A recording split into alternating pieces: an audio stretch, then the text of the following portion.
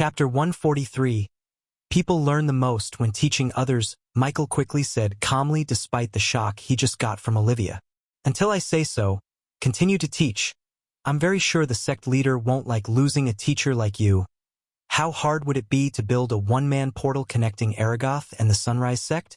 Gaia asked a rhetorical question as Nathan threw in its doable look. In this world, a portal was used to travel from one place to another in an instant by temporarily creating a gateway between two places. This method of traveling was not without its downfalls. One of those downfalls was, the longer the distance and the bigger the portal, the more unstable the gateway. Also, building a portal between two places required an immense amount of rare resources and at least a 3-star alchemist, depending on the portal's distance and size. As the name suggests, the mini-portal could only let one person travel through 1 or 2 times a day. These were the reasons why Michael didn't bother to build a portal between the Sunrise sect and the Dark Forest. Moreover, there was already a teleportation array in the Abyssal. Only if he could repair the array, he would be able to travel to any corner of the world in an instant, as the array in Abyssal was a powerful, intricate array. According to the system, he needed either a 5-star runemaster or system level 5. 0 to completely repair the array.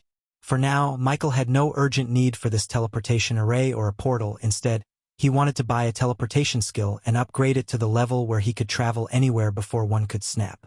Although lightning dash was fast, teleporting was faster and more badass. They are right, teacher. Sect Master would definitely build a mini-portal for you to travel between. Besides, who would teach and prepare us for the Kethan competition if you resigned? Nathan did not even need to ask whether Ghost would teach them or not, as he already knew the answer. No, he won't. Nathan was right, because Michael would rather eat, sleep and train rather than prepare a bunch of youngsters for a competition. How much time do you spend here teaching?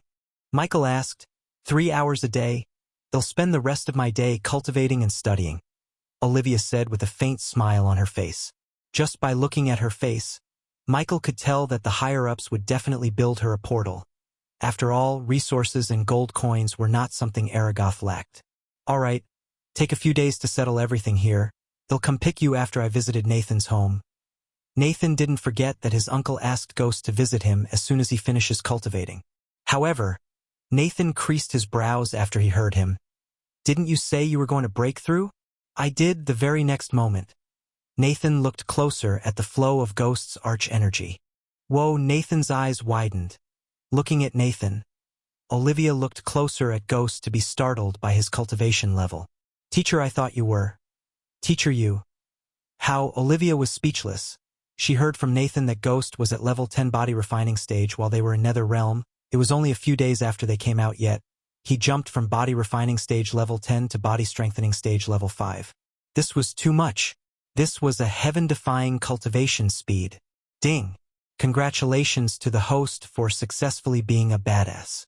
The reward is 700 badass points. Ding! Congratulations to the host for successfully being a badass. The reward is 1,200 badass points. Nathan's world was spinning around him, making him hard to stand still. Olivia, on the other hand, was overwhelmed by shock and joy because she could not only learn alchemy but also cultivation tricks from him. I hit a jackpot. I'm really lucky, Olivia said to herself. She was not the only one who felt lucky. Nathan's inner voice reminded him about the competition for the next head of House Bradley. If he could utilize Ghost's friendship correctly, he might get an edge over all his rivals for the head seat. He began to plot his own plans, keeping Ghost in his mind, while Michael plotted to use both Olivia and Nathan to expand his influence. Everyone in the room had their own plans, using each other. They wanted to move forward in their life. Michael would have definitely supported in any way he can to make Nathan the next head of Bradley, because he would rather deal with the devil he knows than an unknown devil. When can we leave, Nathan? Michael asked, bringing Nathan back from his trance. Tomorrow morning dash. Ho! Nathan was intercepted by a sudden cry that came from Michael's chest. Teacher!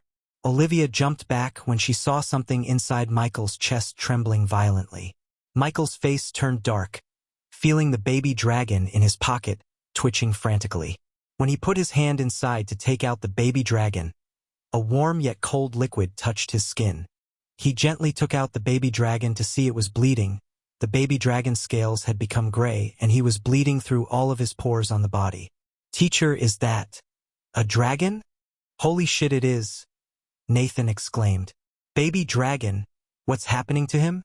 Michaels felt dread in his core, staring at the baby dragon who laid on his hand, eyes closed, body twitching. In a couple of seconds, the remaining crimson scales also turned gray. "System!" Michael screamed in his head, calling the system for help. The system is in safe mode. Unable to answer host's question while in safe mode, Michael felt his training to keep himself calm despite the situation being tested by the system at this exact moment. He took a few deep breaths after exiting the system. "Let me see." Gaia creased her brows, reaching out to feel the baby dragon's body. Olivia and Nathan stood there speaking no words because they knew something bad happening to the baby dragon. Since they did not know a way to help, they kept their mouths shut. "I'll give him a healing potion," Michael said, readying himself to use the healing potion on the baby dragon. "No, stop it." Gaia stopped him and continued to run her fingers through the blood-covered body of the baby dragon. After a few minutes under the gazes of the three, Gaia sighed. "Ghost, he's a death-kissed dragon." "What do you mean?" "He's dying." Michael's heart jumped a beat hearing her. Although he only spent a short amount of time with the baby dragon, he felt deeply connected to the dragon. He could not simply forget the dragon's face or the times he played with him. The baby dragon made him happy, lighthearted. Michael knew the dragon loved him more than he loved himself. Maybe it was because both of them were abandoned as a child. Never knowing their parents made their bond stronger. "Tell me there's a way to cure him." "There's no cure for Death Kiss, Ghost. I thought it was weird that he could not fly or absorb arch energy like us," Gaia said. "Ever since she met this baby dragon, he couldn't fly like any baby dragons of his age. He would always hop like a bunny to move around." She also noticed that the baby dragon would often fall asleep, spending most of the day sleeping. However, she never thought he was death-kissed. It made sense why Ghost never met the mother dragon near the baby dragon. The reason for that was the mother dragon sensed the death kiss on him and threw him away. It was really unfortunate, as only one dragon in a million would get death-kissed. "Teacher," Olivia called. Her tone was suppressed, fearing any wrong word would make him mad. Michael turned his gaze away from the baby dragon to Olivia, while still cradling the unconscious baby dragon in his hand. "There might be someone who could help him." "Who?" Michael asked. Finally a glimmer of hope appeared in his eyes in Royal Land. "There's someone called the Doctor. I heard he could perform miracles, cure many incurable diseases, yet many would say he's a myth, but if he's not, maybe he could cure him." "I heard about him." Nathan nodded after he heard Olivia. "I heard about him too, but even if he could cure him, how do we find the Doctor? As you just said, he might be a myth. I have to look for him. I will look for him, and if he exists, I will find him." Michael wasn't in the mood for second-guessing. He wanted to save the baby dragon, any means necessary. But until he could find a way to save the baby dragon permanently, he needed to keep him alive. "How much time does he have?" Michael asked, looking at Gaia, who clearly knew more about dragons than the three of them combined. "In his condition, we can keep him barely alive for another 3 weeks tops," Gaia said as she took out a healing potion from her space ring and poured it over the baby dragon. The grayish scales barely showed a glimpse of the crimson red underneath. "We need to do this at least 10 times a day." Nathan raised his brows slightly. A single healing potion cost 9,000 gold coins. This meant Ghost would spend 90,000 gold coins on the baby dragon to keep him alive. This amount was for a single day. If Ghost did this for 3 weeks, he would spend almost 2 million, just to keep the baby dragon alive until he could find the Doctor, if he exists, that is. Chapter 144, making the Royal Land his next destination. Michael left Aragoth before asking Olivia to send a message to the Sunrise sect about his sudden departure. This time Michael didn't mount the Pegasus but used his flying sword to soar through the skies with Gaia. Each and every second mattered to Michael. While on his way to the Royal Land, he tried to probe the system about a cure for the baby dragon, but the heartless system remained silent, no matter how desperate he was to save his baby dragon. Although the system bailed on him when he needed it the most, he somewhat felt the system had no choice but to ignore him. He missed the snarky comments, the little interactions with this greedy system. He hoped the badass system would return to its normal state soon. Good thing he met Oliva at the time when the baby dragon fell ill, or he would have been clueless about how to save the scaly bastard. Surprisingly, Gaia took turns in cradling and caring for her frenemy. He could tell that she's missing the baby dragon despite the pointless enmity between them. Her motherly instincts kicked in, making her worry about the baby dragon.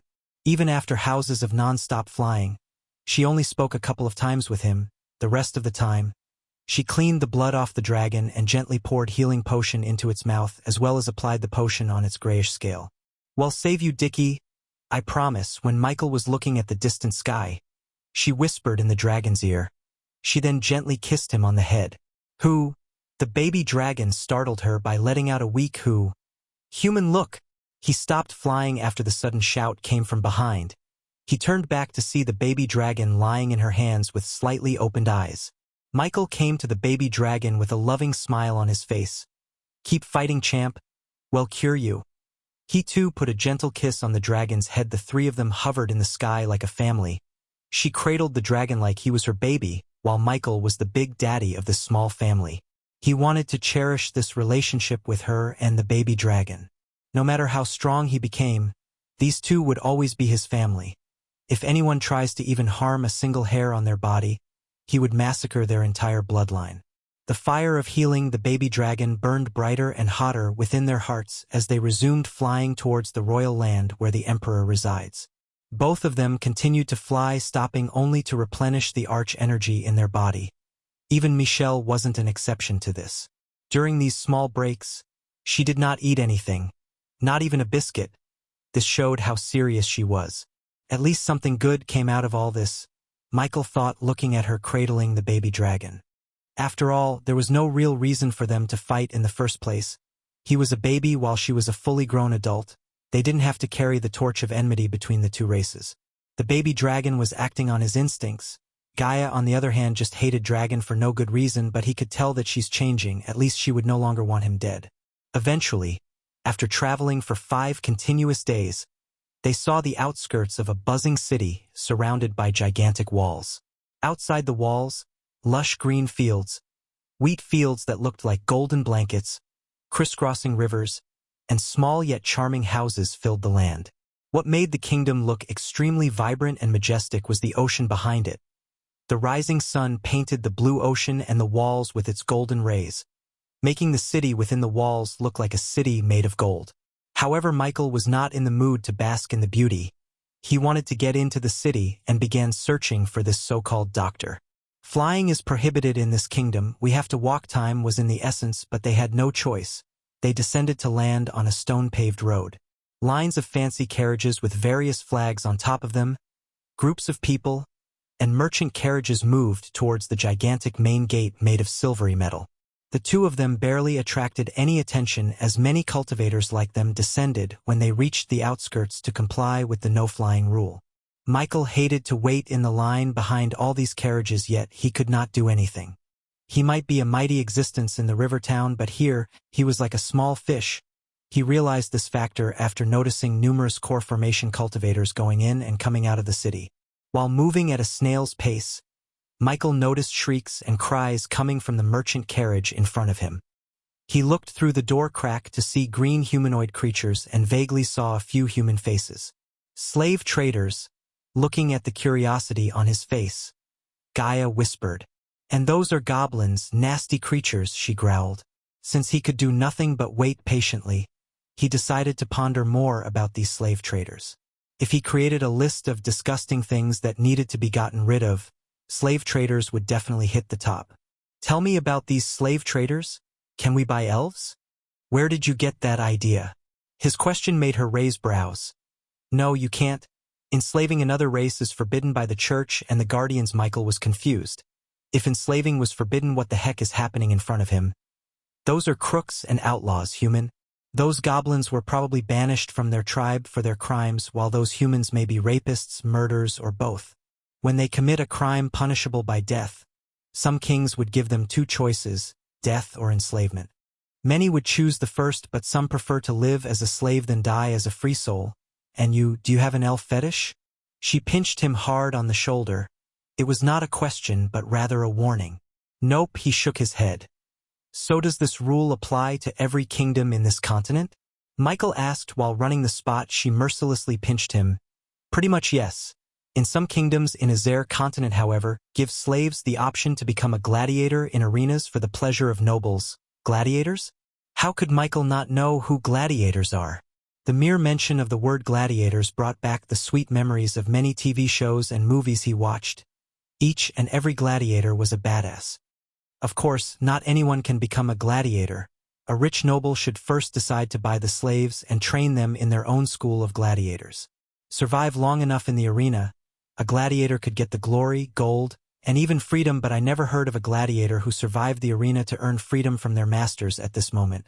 Michael wanted to go to one of the kingdoms that have arenas and gladiators. If he could buy a small army of gladiators somehow, he would become unstoppable in the future. The Dark Lord could definitely use the gladiators to his advantage.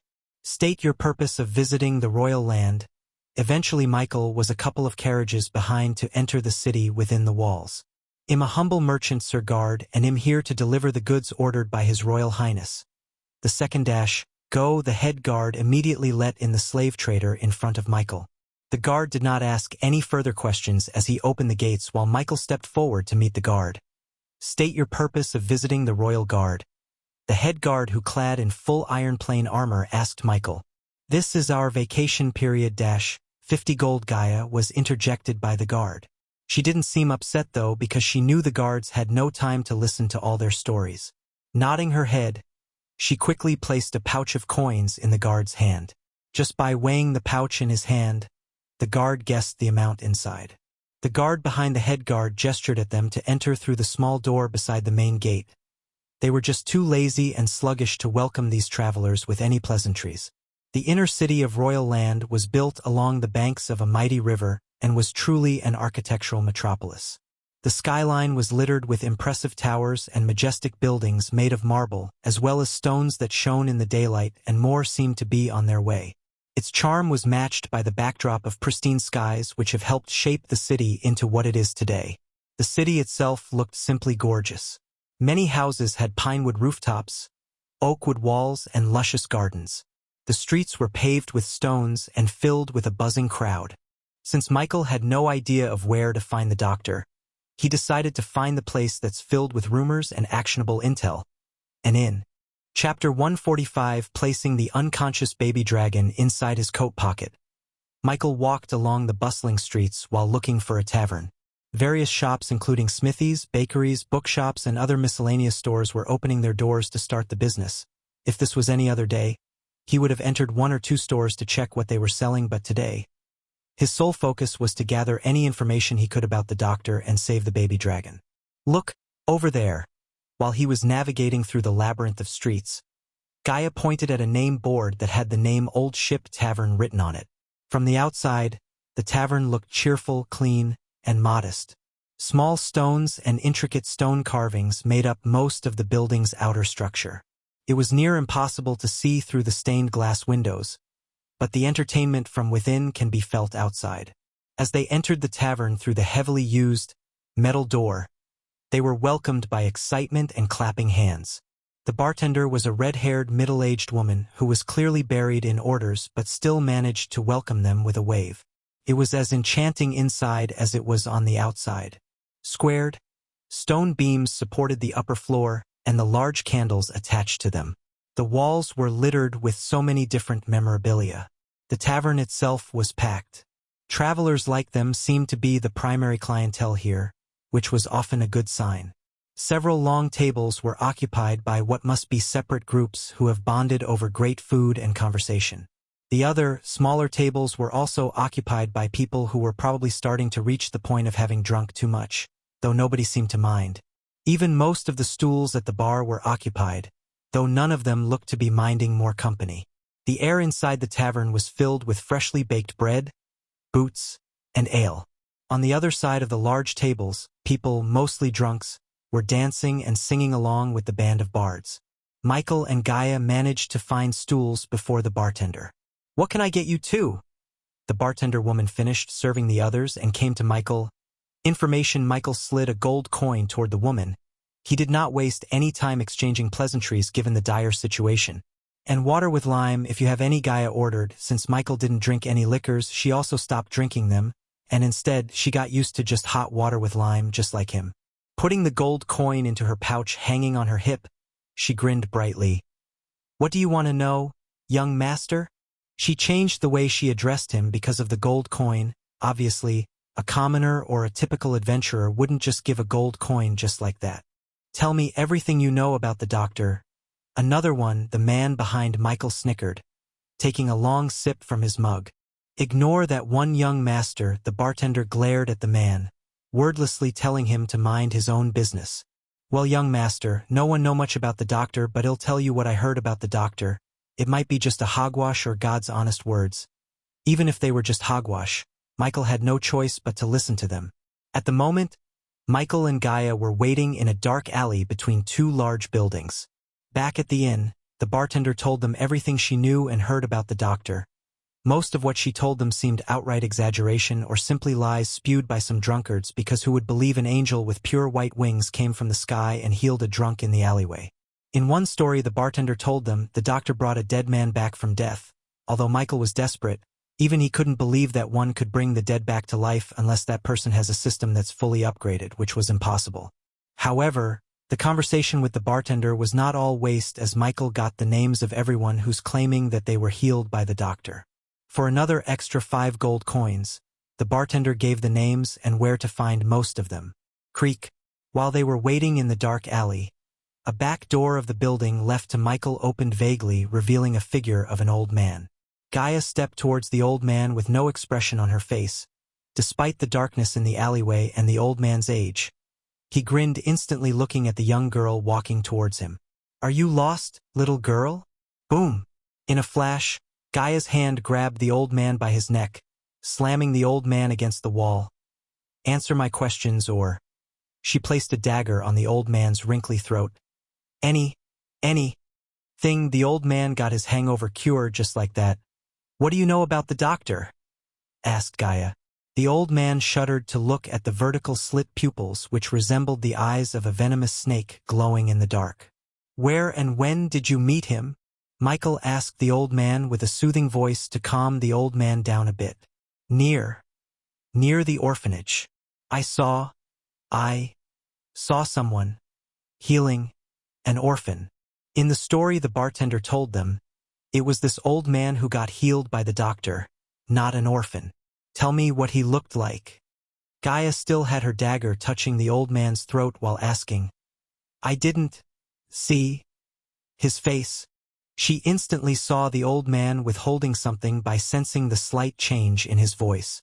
She had dealt with politicians and powerful cultivators ever since she was born, so she could find out when a commoner like the old man was lying to her face. "You don't want to hold back anything, trust me?" she said. This time her voice was colder.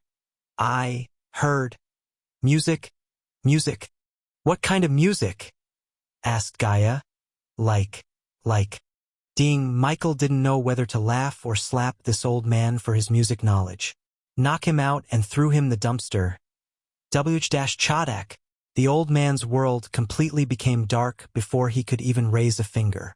Just as he told her, she knocked the old man and threw him into the nearby dumpster. Next one, after many days, only now his lips slightly curved upwards because finally, he might have gotten an actual lead to finding the doctor. "I heard a sound. Music, heavenly music, soul-soothing tune.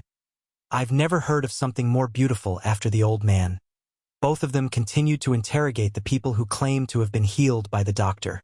They used violence for some and gold coins for some, but the end result was the same. Everyone had heard some kind of music coming from the doctor.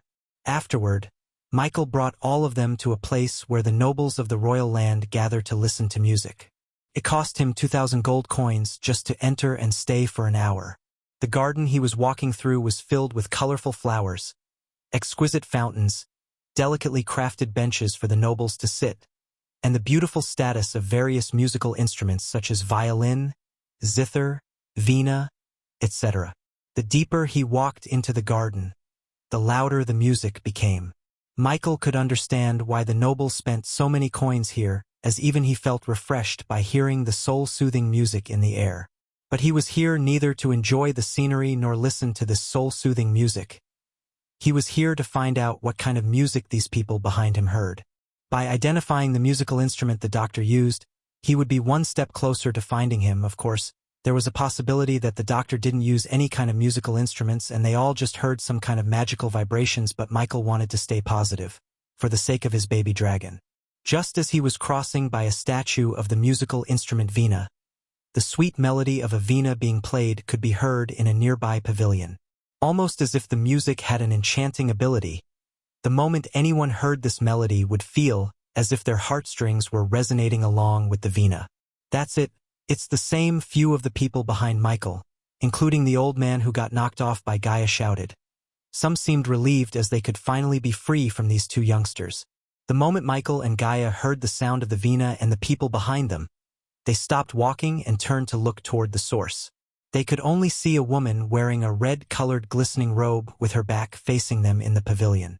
Her jade-white fingers could be seen dancing along the strings of the Veena as the sweet melodies rang throughout the area. Few nobles sat on the bench near her, eyes closed, submerged in the ocean of music. Walking toward the pavilion, Michael quickly approached the back of the red-robed woman. Her black hair hung behind her shoulders down to her back. A white veil covered her face so that he couldn't see her appearance. The part of the girl's face that could be seen could only be described as a stunning beauty. In a flash, she finished playing the ballad and turned to look at him. "Does my lord enjoy the sound of the Veena as well?" The girl spoke with a sweet, gentle voice, almost too gentle as if one wasn't strong enough. Then they would be enchanted after hearing her voice. With a light smile, he replied, "The second sister's ability with the Veena is quite amazing. Although I would love to sit and listen to you playing, I have a life to save. So can you please answer my question?" The girl first seemed puzzled by Michael's words, but soon, she smiled sweetly, speaking with a gentle voice. "I thank the Lord for his praise and please, ask away. Anything to save a life." He continued to smile at her. Then pointing his fingers at the people behind him, he asked while carefully noticing her facial expressions, "Miss, have you met any of them before? They say they heard a piece of music that soothed their soul and surprisingly healed their wounds."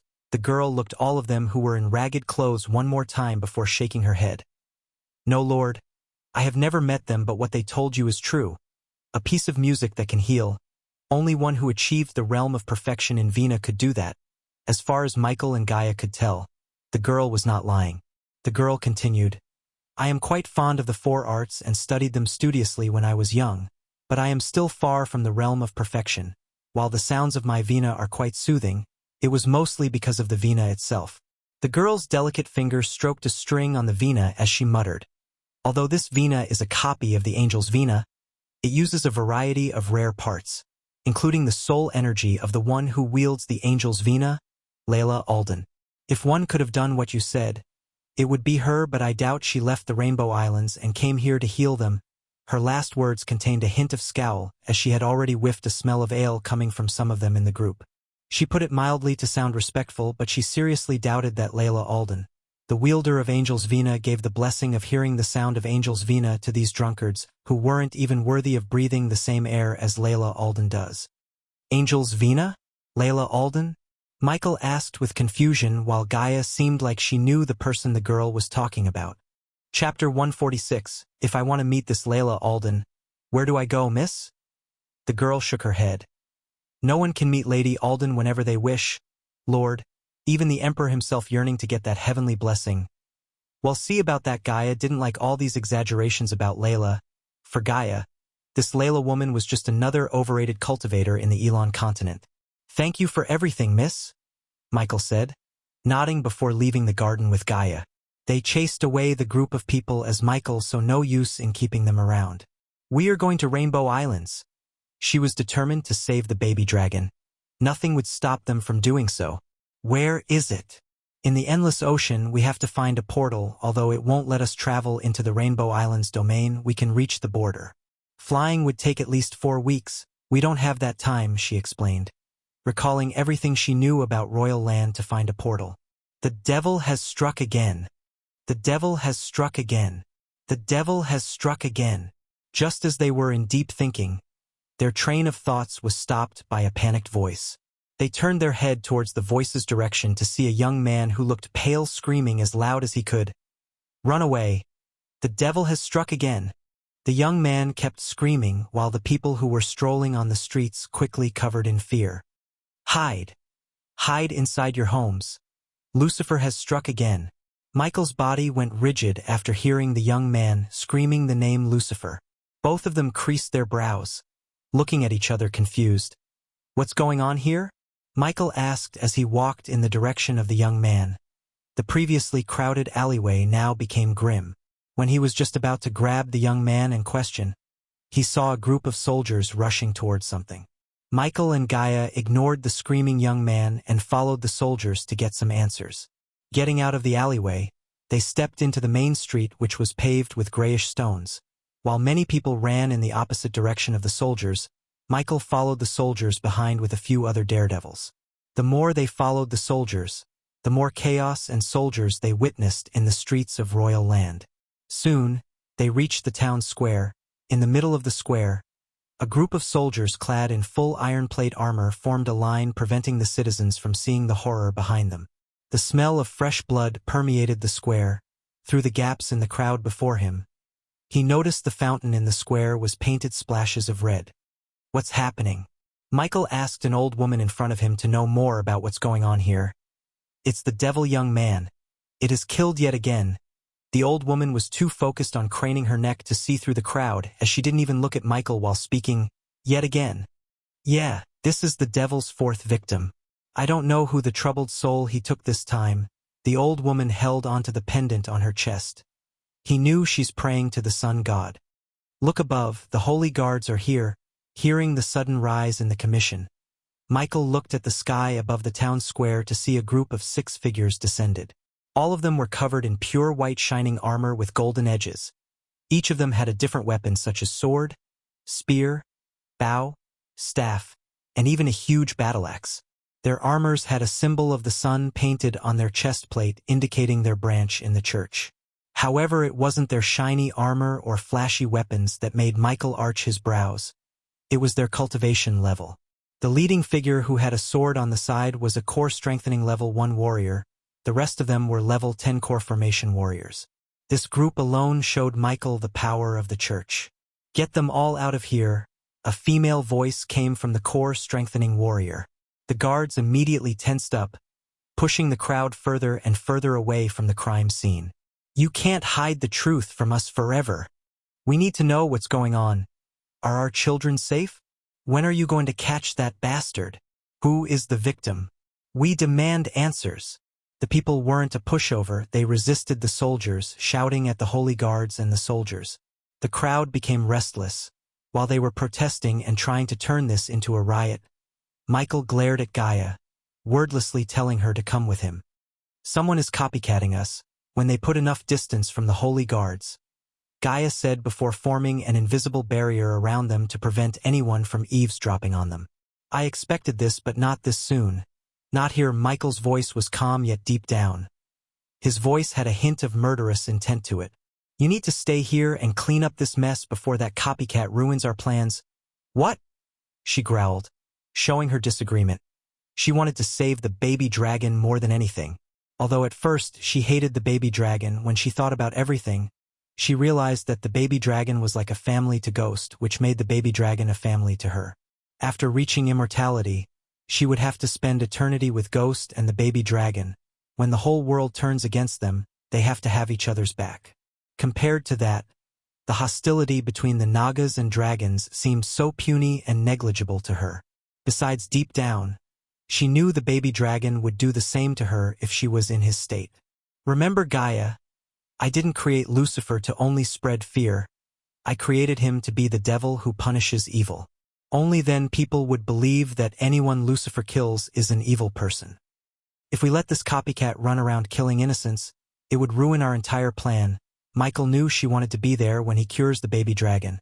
He too wanted to have her beside him, but this copycat changed everything. She clenched her fist. Fuck it. I'll stay here. She could understand that what Michael had said was true, and she knew that he needs her here. Besides, you're a lot stronger than me now. In case there's a fight with the holy guards, you would be able to at the very least escape. Yes, system. Can you at least give me a teleportation scroll that would get me to Rainbow Islands or closer to them? He had no reply from the system. He was just about to close the interface when he heard the familiar voice again. 4,000 badass points. Take it. He could swear that he sensed the excitement in the system's voice, which went back to the old robotic voice before he upgraded it to level 3. For now, he knew he won't get any answers from the system, so he just retrieved the teleportation scroll he just bought from the system. We need to find a portal, Gaia said when he exited the system. No need, since Michael couldn't reveal the fact that he just bought the scroll from the system. He pretended to draw symbols on the scroll. With the help of the system, the ordinary-looking scroll in his hand slowly began to glow as he was drawing symbols on them. What are you doing?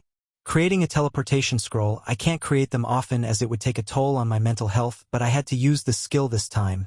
She would have stopped him if she had a better way, but time was on the essence, and this seemed to be the only way to save the traveling time.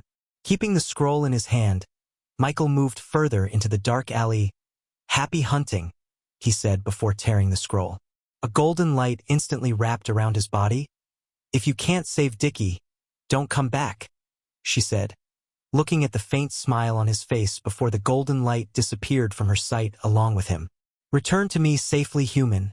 I have a confession to make, as she said. She retrieved the love potions she took from the batch he brewed. She looked at the 2 potions one last time before crushing them to oblivion.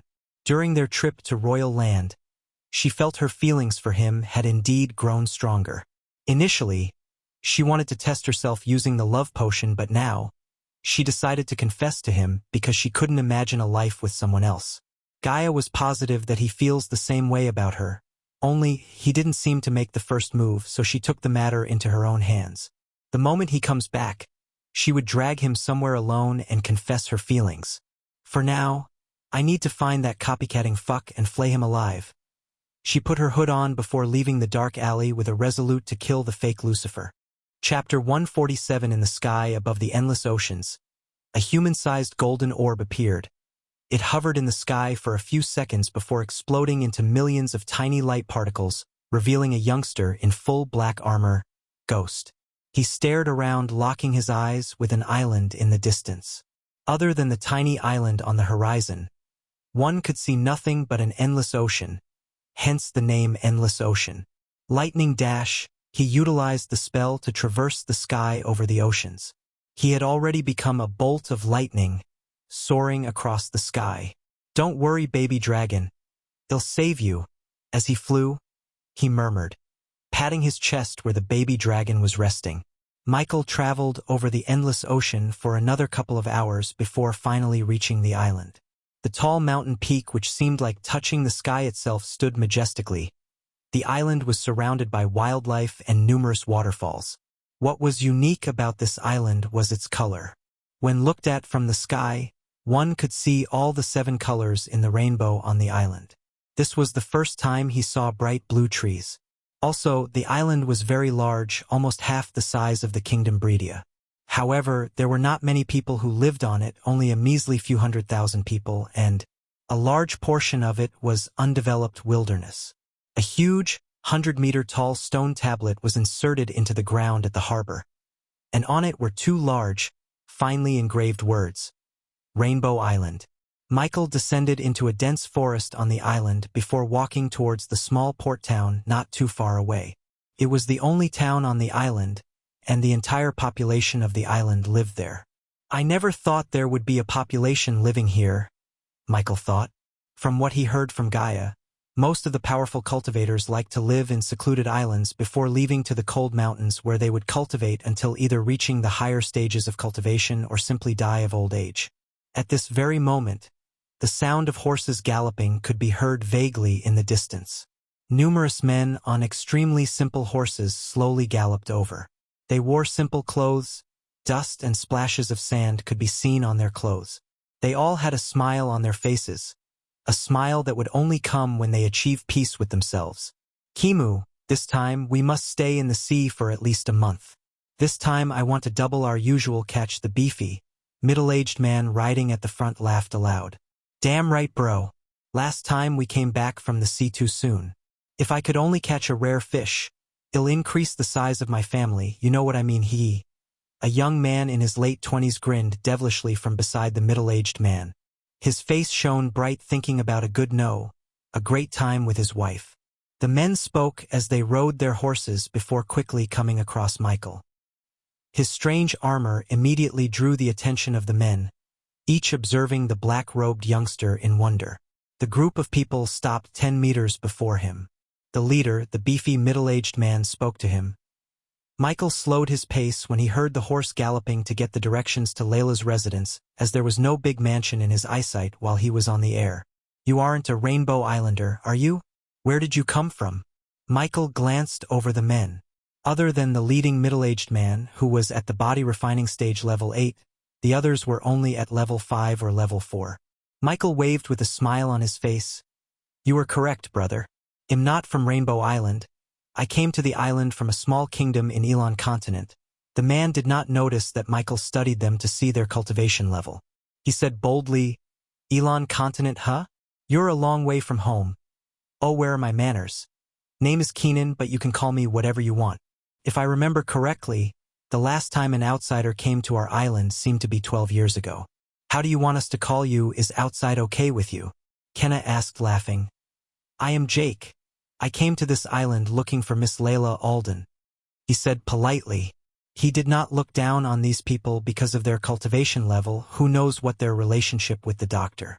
Lady Alden, the man quickly corrected Michael with a smile, and Michael could see their admiration and devotion these men have towards this Layla Alden.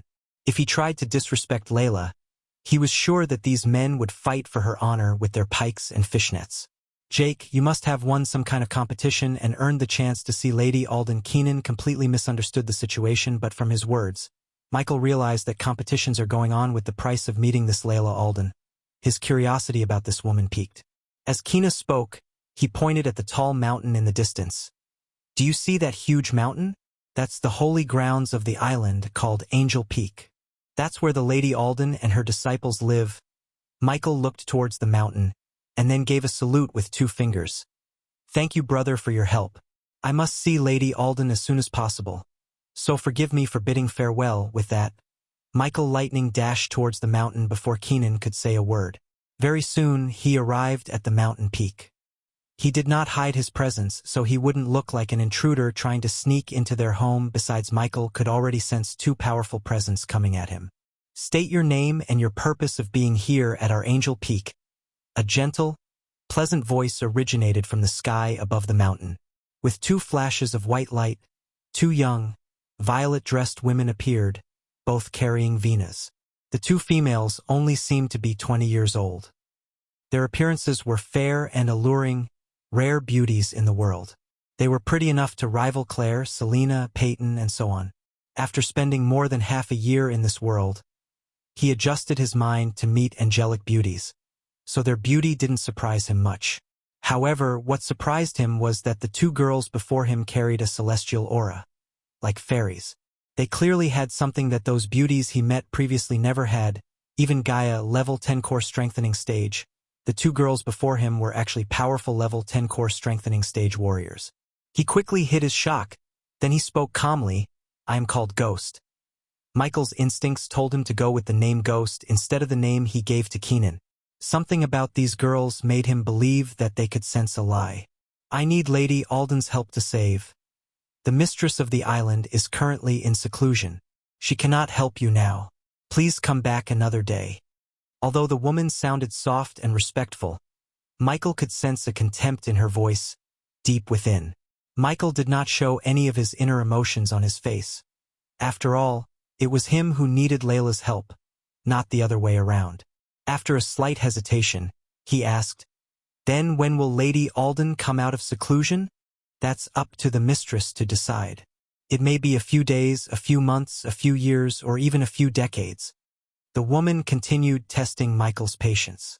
If he was stronger than them, he would have wiped that smug off her pretty face with a single slap, but for now, he could only suppress his irritation. "Arg!" Suddenly, a howl filled with utmost pain reverberated from a cave on the mountain peak. With it followed various rumbles as countless rocks were sent flying from the cave. At the same time, the invisible arch energy in the surroundings slowly gathered towards the hole, while an extremely profound presence descended from the void. Michael felt an immense pressure building up around him, making him almost kneel to the ground.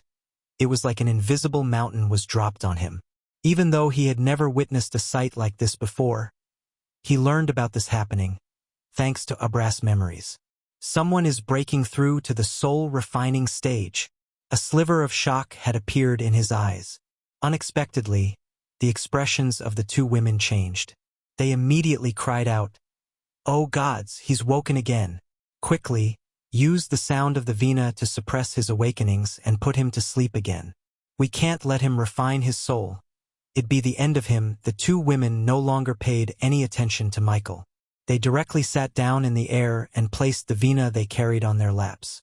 Then they quickly but dexterously strummed the Vina's strings, creating a faint, divine melody. The pressure around Michael slowly decreased as he exhaled deeply. The melodious sound coming from the Vinas echoed through the air, covering the entire Angel Peak mountain. It seemed to hum with space, causing slight distortions in the surrounding space. Everything around them, the trees, the wildlife, even the small particles of mud, seemed to be affected by this enchanting sound.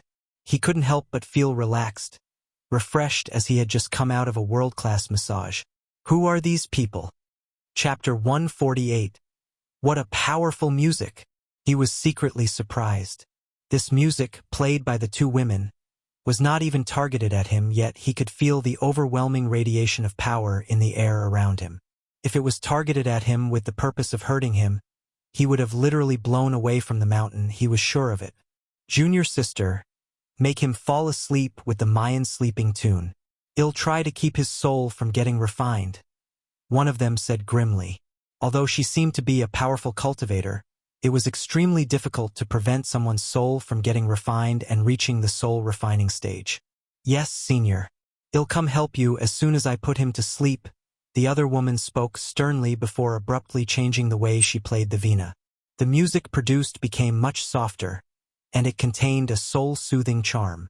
The melodious tune could pierce through all barriers to affect the spirits of people, causing them to feel relaxed and sleepy. The other woman's music also changed.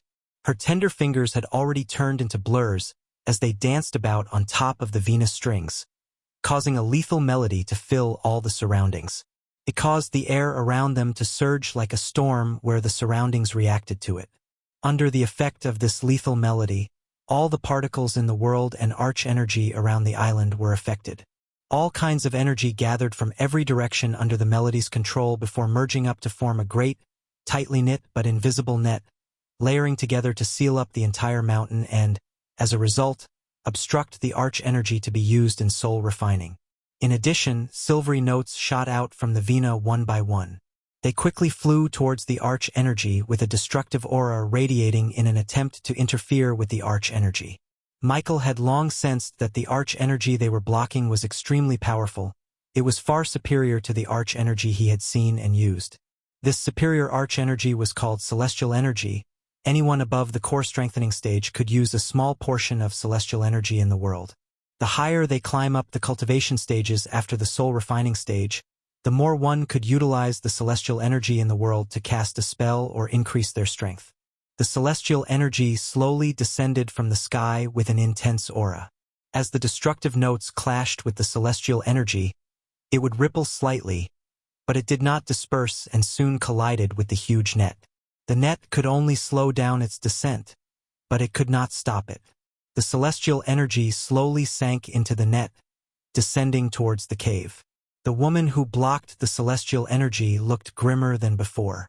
The melody played by her abruptly changed, and the destructive feeling suddenly disappeared, replaced by a muffled tune. This time the woman played the strings of her Vina at a much slower speed, but with every string she struck, a muffled sound would reverberate in the sky. It contained great power, as if it was capable of directly crushing the hearts of people. The surroundings were also greatly affected, and the entire region of space distorted greatly. As for where the celestial energy descended, space was directly annihilated, creating a black hole with a diameter of 5 meters in an attempt to engulf the celestial energy.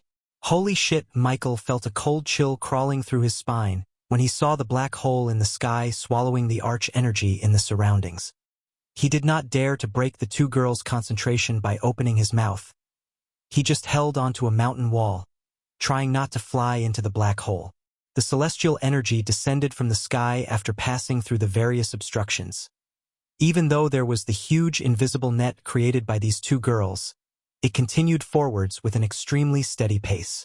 No matter what stood in its path, nothing could stop celestial energy from advancing.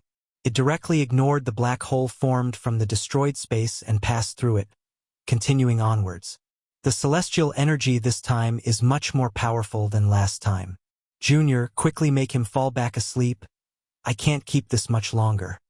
The woman responsible for blocking the celestial energy's descent seemed desperate and, shortly afterward, the melodies rang out hurriedly once again. The visible waves of sound shot out with great lethality, flying towards the celestial energy. But even with all of this, it was unable to stop the descent of the celestial energy. Currently, the celestial energy that slowly descended from the sky was less than 1,000 meters from Angel Peak Mountain. Arg! A shrill cry filled with utmost pain rang out. Shortly afterward, the cave in the distance rumbled loudly a few times, causing the entire mountain to shake slightly. Gods! His mind and soul are resisting the tunes. I'm failing to make him fall asleep. The other woman's expression changed greatly, shouting at her junior. Hearing that, the face of the woman who was responsible for obstructing the celestial energy darkened. Drops of cold sweat could be seen on her pretty face. After a few moments of silence, she spoke out. There's not much time left. If he doesn't fall asleep, he'll die for sure when the celestial energy reaches his soul. Use the soul-controlling melody. With that, the woman turned around to Michael. She requested, Ghost, please help us fight the celestial energy from descending. Just what's happening? Michael asked, bewildered. How could he, a mere body-strengthening cultivator, fight the Celestine energy? At least if he had the system online, he would have felt somewhat confident in fighting the celestial energy, but the system wasn't online, hence he was reluctant. There's no time to explain it right now. We just can't let the celestial energy descend on him, or he'll die, the woman replied with a rushed, deep voice, while she continued playing the veena. Visible powerful sound waves shot towards the celestial energy, slowing its descent. After a slight deliberation, Michael did not choose to stay idle, not because of the goodness of his heart but to help himself by helping these girls. If he refused to help them, they would definitely chase him away, no questions about that. He simply couldn't leave the mountain without meeting Layla, who was the only hope he had to save the baby dragon. What can I do? He asked, preparing to help these girls. Attack the celestial energy. Just like any other energy in this world, celestial energy had no physical manifestation. He could only sense the high concentration of the energy above him, clashing with the barrier created by the girls. Michael cracked his neck before stepping on his flying sword to fight the celestial energy. He did not, however, use the lightning dash to fly towards it headstrong in case the celestial energy was too intense for him to even get close. Energy Devourer activating. System is in safe mode. Energy devouring failed. Damn it. His face was lit by the first notification, but soon, the light was put down by later notifications. He let out his frustrations by punching the center point of the celestial energy concentration. Except when his fist collided with the celestial energy, it actually just passed through. Unlike the normal arch energy, the celestial energy was not tangible as his punch did not affect it at all. The light in Michael's eyes flickered. With a thought, he conjured the arch energy in his body to surround the space before him, freezing the particles in the air in an attempt to slow down the celestial energy's descending. However, what surprised Michael was that celestial energy completely ignored the frozen space. It moved about freely just as before and slowly descended. Fuck it. Wind blast. Since he found no way of stopping the celestial energy, he frantically shot out blasts of wind at the energy. Surprisingly, the wind blast proved more useful than his punches or freezing the air around him. Each blast distributed the trajectory of the celestial energy, slightly, very slightly slowing the energy. Ding! Congratulations to the host for successfully being a badass. The reward is 2,000 badass points. Ding! Congratulations to the host for successfully being a badass. The reward is 3,000 badass points. Michael quickly turned his gaze at the two women to see a slight shock in their eyes. It was hardly worth mentioning, but it was there, a mix of shock and surprise. The 5,000 badass points motivated him to fire numerous wind blasts at the celestial energy without worrying about the arch energy limit in his body. He always knew the wind blast can't be a useless spell, and now he was proven right. However, this did not last for very long. Although Michael's wind blasts proved to be useful against the celestial energy, it was not near powerful enough to compete with the celestial energy, and since Michael was only a body-strengthening cultivator and the spell was at level 2, the celestial energy continued to descend, pushing Michael further and further down. Watching as the celestial energy grew closer and closer to the cave, Michael also became uneasy. He was currently pondering over whether he should keep fighting a battle that he cannot win. Just as he was thinking, an elegant but powerful Vina melody slowly appeared in the sky. It seemed to be divine, and with its appearance the entire space became blurry. Clear ripples had appeared. At this moment, the entire region of space seemed to become a huge Vina, while the ripples of space that constantly appeared were the strumming of strings. As the strings formed from the space were constantly hit, bending the laws of this world and causing the space around Angel Peak Mountain to become its own world, a different domain. And in this domain, the descending celestial energy was forcefully halted, as if they were locked up mid-air by mysterious energy and unable to move at all. When the two women heard the Vina, they immediately rejoiced. They heaved a sigh of relief as their faces brightened. They both stopped playing and called out, "Mistress, you've finally come out of seclusion." Arg! A shrill cry rang out from the cave again. It was filled with pain as if it was enduring unbearable torture. "And you're still not sleeping." A gentle voice originated from the space, and it seemed to be filled with an utmost charm. With just a single sentence, it seemed to be able to make everything in the world fall asleep. With that, the cries from the cave finally stopped, and shortly afterward there was the sound of something heavy falling onto the ground, followed by nothing but silence. The words did not only affect the person gone mad in the cave. Even Michael was greatly affected. He immediately felt refreshed and calmed. His eyelids felt heavy, and they became drowsy. However, he returned to his senses very quickly. The charm of the sound could no longer be described as terrifying. If he was in a battle and they suddenly became distracted, as a world's best assassin, he knew a second of distraction would cost his life. "This is terrifying," Michael mumbled. He couldn't help but feel a small sprout of fear growing inside him. Chapter 149, the almost divine Vina music continued to linger in the air. The music was gentle. It seemed like the music was using a special method to control the world itself, forcefully manipulating the space. Michael looked upwards at the blue sky, eyes filled with a mix of shock and surprise. As a cultivator, he could feel the changes in the world around him. The laws of the world were changed by the sound of a Vina. Considering Abras did not live long enough to learn about the laws of the world and cultivators who could manipulate them, Michael had little to no knowledge about the world's laws. He could only sense the changes but couldn't understand them completely. The mysterious person who played the Vina already had a terrifying level of understanding for the Vina as well as the laws of the world. The descending celestial energy was forcefully trapped by the music.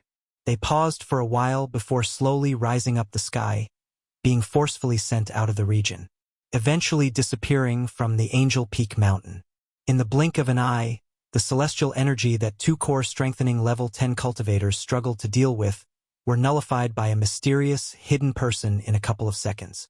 Soon, a dark blue-robed woman walked over slowly and gently from the distance. She was tall and her raven-black, glossy hair fluttered in the wind. Her face was obscured by a dark yet slightly transparent veil, revealing her clear eyes. Her eyes were bright and as pretty as lotus petals. Her lean, slender fingers caressed the Vina strings. She had the perfect hourglass structure that many women could only dream of. Gracefully she descended from the sky like an angel. She was clearly vastly different from ordinary girls. Although her appearance was hidden, it was not difficult to imagine how beautiful she was. In Michael's heart, Gaia was the prettiest girl he has ever met, but this woman dethroned even her. She was that beautiful. He could not help but take a step backward. This was not only because the woman's strength was terrifying, but also the skill she used to defeat the celestial energy itself. She used the Vina to control everything in the surroundings and injure enemies. Her ability with the Vina had already reached a shockingly scary level. "I greet mistress." The two women courteously greeted the blue-dressed lady with their Vinas in their arms. Not only was she the mistress of Angel Peak Mountain Island, but she was also the master of the two of them. His eyes narrowed abruptly, and he called out huskily, "Wielder of Angel's Vina, Lady Layla." Alden Michael slightly bowed to show his respect. He didn't dare to show any discourtesy, as the woman was the strongest person he met ever since he came to this world, a freakin' fusion stage cultivator. The power she radiated was so great that he was only able to sense her stage, not the level. Layla Alden stood in the air with her Vina while a colorful light flickered in her captivating eyes. She shifted her gaze slightly and looked towards Michael in the distance. Instantly, a sliver of surprise flashed across her calm eyes. A 5-star alchemist? I don't think we've met before," she said softly before silently mumbling under her breath. "It can't be a coincidence." Layla Alden's voice was extremely gentle, like the most pleasant tune in the world, yet also carried a bewitching charm. She was able to affect the moods of people from just her voice. Michael's mood was also wavered slightly by Layla Alden's bewitching voice and what. However, with his willpower, he tried to avoid being bewitched using all of his willpower. He did not think she intended to bewitch him, but the power gap between the two of them was so great that Michael felt like this. How did she find out?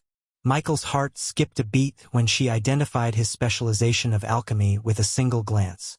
"I'm called Ghost, Lady Alden, and I never got the honor of meeting you before." He had never been so respectful and courteous towards anyone until now. After all, he stood top of the world of assassins back on Earth. After coming to this world, with the system's help, he climbed the ladder fastly, as he never needed to be afraid of anyone. Even when he faced Julius of Phoenix Island, he did not feel a sliver of fear because he had the system and the teleportation scroll with him to escape, but now, he had neither. Therefore, he decided to be rather respectful towards this Lady Alden, just like everyone else, than getting kicked off the island or worse, killed by her. Layla Alden stared at Michael unblinkingly with her pretty eyes for a while, before speaking gently. "If I'm right, you're a disciple of a sect called Sunrise." "You are right, Lady Alden. I'm indeed a core disciple of the Sunrise sect." Again, Michael was surprised at the fact she actually knew about a declined sect in a backwater kingdom. How did she know? The question poked Michael's mind. Layla Alden gave a short nod before turning her gaze towards her students. "Johanna Nerida, go have a look at his situation." "Yes, mistress." The two women replied courteously before flying towards the cave together and disappearing into it. Michael's eyes followed the two disciples as they moved, watching them disappear into the dark cave in the distance. He could not help but become curious, so he asked, "Lady Alden, just who is the person living in that cave? What just happened?" Layla Alden gazed towards the cave in the distance, and only after a few long moments, she started speaking slowly. "He was cursed by one of the 8 great clans. An extremely powerful and complicated curse was placed in his soul, sealing his talent and preventing him from reaching the soul-refining stage. If the Celestine energy reaches his body, it would activate the curse in his mind, turning it into a battlefield. The curse would use the celestial energy and wipe out his soul from existence forever. Not even a 6-star healer can revive him after that. 8 great clans?" Michael repeated softly, his voice filled with a sliver of confusion. Looking at the bewildered expression on his face, she spoke gently. "Given the current situation, you should know about this. The 8 great clans are the most powerful organizations on the 4 continents. Most of them have existed for an extremely long time, having already existed even before the Guardian Guild had appeared in ancient times. Of the 8 clans, other than the Guardian Guild, humans have 2 more. Among the 5, elves, dwarves, beastmen have 1 great clan each, while the seal folks have 2. Michael was stunned. He tried to look not too shocked. Until now, he thought defeating the Guardians Guild would make his path to become this world's ruler easier, but now, He realized that controlling the world will be harder than he imagined. Since he never left the Elon continent and Gaia had little knowledge about the other continents, it was natural for him to be clueless about the other great clans in this world. Layla Alden continued, "If it was any other elves, lifting the curse would have been easier, but the one who put the curse on him was an elven great mage of the elven great clan, the Archangels. You may have heard of this poor soul from your elders or your sect leader." Huh. As soon as he heard that, Michael was surprised. His expression changed several times before asking out, "Lady Alden, who is this person?"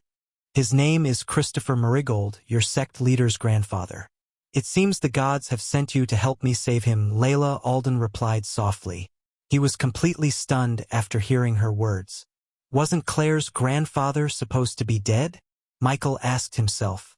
Claire herself told him her grandfather died during one of his adventures, and it was her father who went missing, which led to the downfall of the Sunrise sect.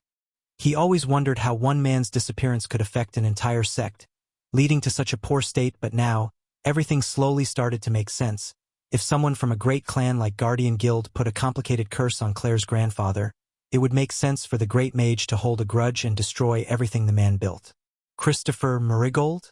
How can I help him? What is she talking about? Her lips slightly curved upwards, revealing an alluring smile. You came here looking for me to save that death-kissed dragon, right? She pointed at her fingers, and the very next moment, he felt something pulling out the baby dragon from him. The baby dragon hovered in the air without moving. His crimson-red scale had completely turned gray except for a few scales thanks to the healing potions. "Follow me," Layla Alden spoke softly, carrying a bewitching charm with her words. She then started to slowly descend and fly towards the cave before disappearing into the cave. Michael did not hesitate at all as he entered the cave in a flash. The cave was filled with fist-sized luminous pearls which gave off a soft light, illuminating the entire cave. When Michael had traveled 100 meters in, the space before him suddenly opened. He had arrived at a huge cavern of several dozen meters in radius. Currently, the walls were covered with cracks, while some loose pebbles lay scattered across a floor covered with ditches. It was a mess. In the center of the cavern stood Johanna and Narita. Meanwhile, a disheveled, tattered-clothed, beggar-like old man slept soundly before them. His body was emancipated due to lack of replenishment to his body and soul, and on the ragged robes he wore, Michael saw the familiar symbol, a rising sun. It was without a doubt the crest of the Sunrise sect. Michael looked at Layla to see her examining the baby dragon. "Go on, talk to him." Her voice was extremely plain, without the slightest emotion. Initially, he wanted to save only the baby dragon, but now, he wanted to save this old man. It was not because he loved to see the old man reunite with his granddaughter, but if he could save the old man, he would have a powerful soul-refining stage cultivator protecting his base of operations. Plus, by lifting the curse and reuniting the family would make the old man loyal to him. This would make recruiting this old man as his subordinate easier in the future. With these thoughts in his mind, Michael gently walked over and stared fixedly at the old man on the ground. The old man's face was ancient and haggard. He was currently sleeping peacefully. "Johanna, Narita, play the Song of Fairies melody." "Yes, mistress." The two women did not hesitate to cross air and place the Veena on their lap. As their fingers moved slightly, a wonderful Veena sound was immediately generated. It was gentle, filled with serenity.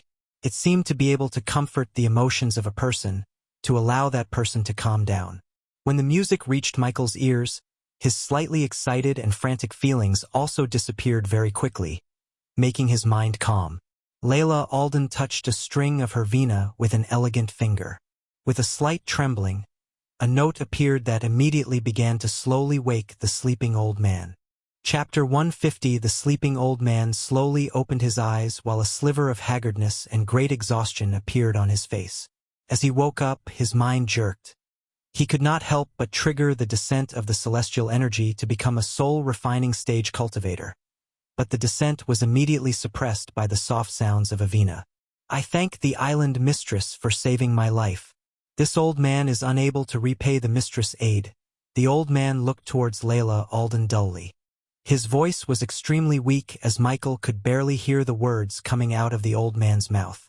In his exhaustion and pain, he even failed to notice the baby dragon in Layla's hands. "No problem. I'm helping you because I feel nothing but pity for you," Layla Alden spoke indifferently before turning to Michael. "Make the best use of the time you have to ask what you need to ask. This melody will only temporarily suppress him, but it can't last very long." The soft sound of the melody was heard by Michael and made him feel extremely calm. He hesitated slightly before pulling out a pendant made of orange stone from his space ring and showed it to the old man. "Do you recognize this?" When the old man saw the pendant in Michael's hand, his expression changed greatly. He called out, This is, no, how could this be?" Michael became slightly excited, but his excitement was suppressed by the Vina music. He stared fixedly at the old man before speaking. "Perhaps you recognize this jade pendant?" Michael took out another pendant. Unlike the previous pendant, the pendant he just took out had a glowing to it.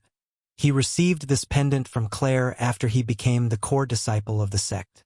There were various different types of pendants, and all the people, from disciples to the teachers, elders, and guards, had one. Michael's pendant was the pendant given to a core disciple. The old man carried a mixed expression as a sliver of nostalgia appeared in his eyes. He recognized the origins of the pendant with a single glance, especially the morning sun's orange and the aged cracks on the pendant. He would never forget it, as it was created by no one but himself, decades ago. Where did you get this pendant?" the old man asked. His expression was extremely complicated. A mess of emotions emerged in his eyes. Right now, Michael had essentially confirmed his suspicions. He knew this man was Claire's grandfather, the previous leader of the Sunrise sect.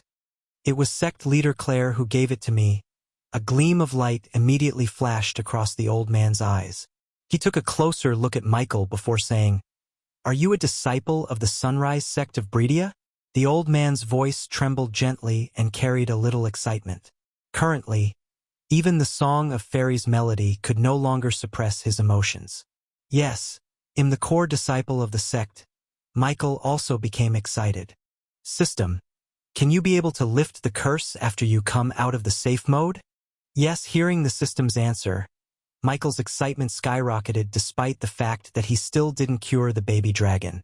The old man accepted the jade pendant from Michael's hand to examine it closely. He murmured to himself, "Claire, my little bear."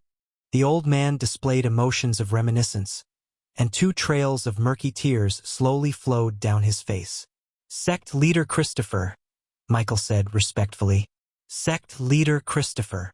The old man murmured before smiling at himself. "It's been countless years since someone addressed me like that." The old man weakly smiled. Behind his smile, Michael saw an immense pain. Great shock appeared in both Johanna and Narita's eyes as they witnessed this, both still playing the vina. The young man who appeared out of nowhere was actually a disciple of the old man's sect.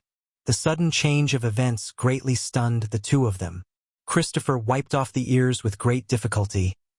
How is Claire? Just how is the sect after so much time?" Christopher asked. "Sect leader Claire is doing just fine, but I can tell you that she's missing you every single day, and don't worry about the sect." "Everything's perfectly fine," Michael lied because he did not want to reveal the sorry state of the sect and depress the old man even further. "That little girl has become a sect leader." Christopher revealed a smile of relief on his sallow face. He continued, "So many years have passed. Is Elder Sandra still alive?" "You have nothing to worry about, sect leader. Everyone is just fine." Michael reassured the old man again. He wouldn't forgive himself if he let the old man die of a heart attack before he could recruit Christopher as his subordinate. "Youngman, I don't think I would last long enough to see my little girl." Christopher scurried the ground beside him to fish out a jade box. "Please, give this to her. She deserves this." Michael did not accept the jade box but asked him in concern, "Sect leader, what happened to you? How did you get cursed by an elven great mage?" Michael seemed to touch on the source of Christopher's pain. It caused his eyes to become dull, while deep sorrow appeared on his face. Only after a while did he begin speaking. "If I don't tell you now, Claire may not know what happened to her family forever." Christopher let out a long sigh. The color of reminiscence appeared in his eyes as he murmured, "Claire is not a pure-blooded human. She was born to my son and an elven general, Elasha of the House Elikin." The old man's words shook Michael's heart. He never thought Claire was a half-elf. Marrying a human was a forbidden act in elven lands, but because the love they had for each other made Elasha elope with my son, Christopher said with an immense regret behind his voice. "I helped them settle in Bredia. We were a happy family." Young man, tears rolled out of the old man's eyes. His mouth curved upwards, thinking about the happiest memories. "The day Claire born was the happiest days of our life. We had everything until..." The old man paused. A glimmer of anger rose within his eyes. "Until the elven mage found us during one of our family outings. Elasha fought with the mage, giving us the time to escape, but the elven mage was too powerful. He captured her and cursed me and my son before teleporting to the elven lands. Claire was too little at that time to remember what happened to her mother. For Claire, her mother passed away. My son and I tried our best to fight the curse and rescue Elasha, but my son died fighting the curse. It should have been me." Michael could see the pain and anger in the old man's eyes. Even he himself felt a sliver of anger at those elves. They could have simply banished Elasha, letting her live her own life, but instead of doing that, they destroyed a happy little family. "I never thought your family and the elves have a history. What they did to all of you is horrible," Michael said, feeling sorry for them. Then he turned his gaze towards Layla. "Lady Alden, you said I may be able to help him. Tell me, what do I need to save them both?" Only now the old man looked closer at Layla to see the grayish baby dragon. His eyes instantly widened in shock, standing to one side. She watched the scene with no emotions on her face. After a slight pause, she said, "Yes, I know a way to help him and heal this dragon, but it will not be an easy thing. In fact, there's a strong possibility that you will die if you chose to help them." When Michael and Christopher heard what she had said, both of their eyes glowed immediately while the light of hope began to shine in their hearts. Michael asked hurriedly, "Lady Alden, if there's something I can do to help them both, I will do it in a heartbeat." He did not back off from saving the baby dragon just because of her words. This was the time for him to take a risk. If anything goes wrong, he could always buy a teleportation scroll and escape. He was grateful to the system for at least letting him buy a teleportation scroll regardless of its current state. The system urges the host to take this risk. Just as he was thinking about the risk, he heard the system's voice in his head. It almost sounded like a plea. He frowned, but since he already decided to take this risk, he did not ask any question to the system. Layla said slowly, "There is something called Demon Dragon Heart in the treacherous ocean.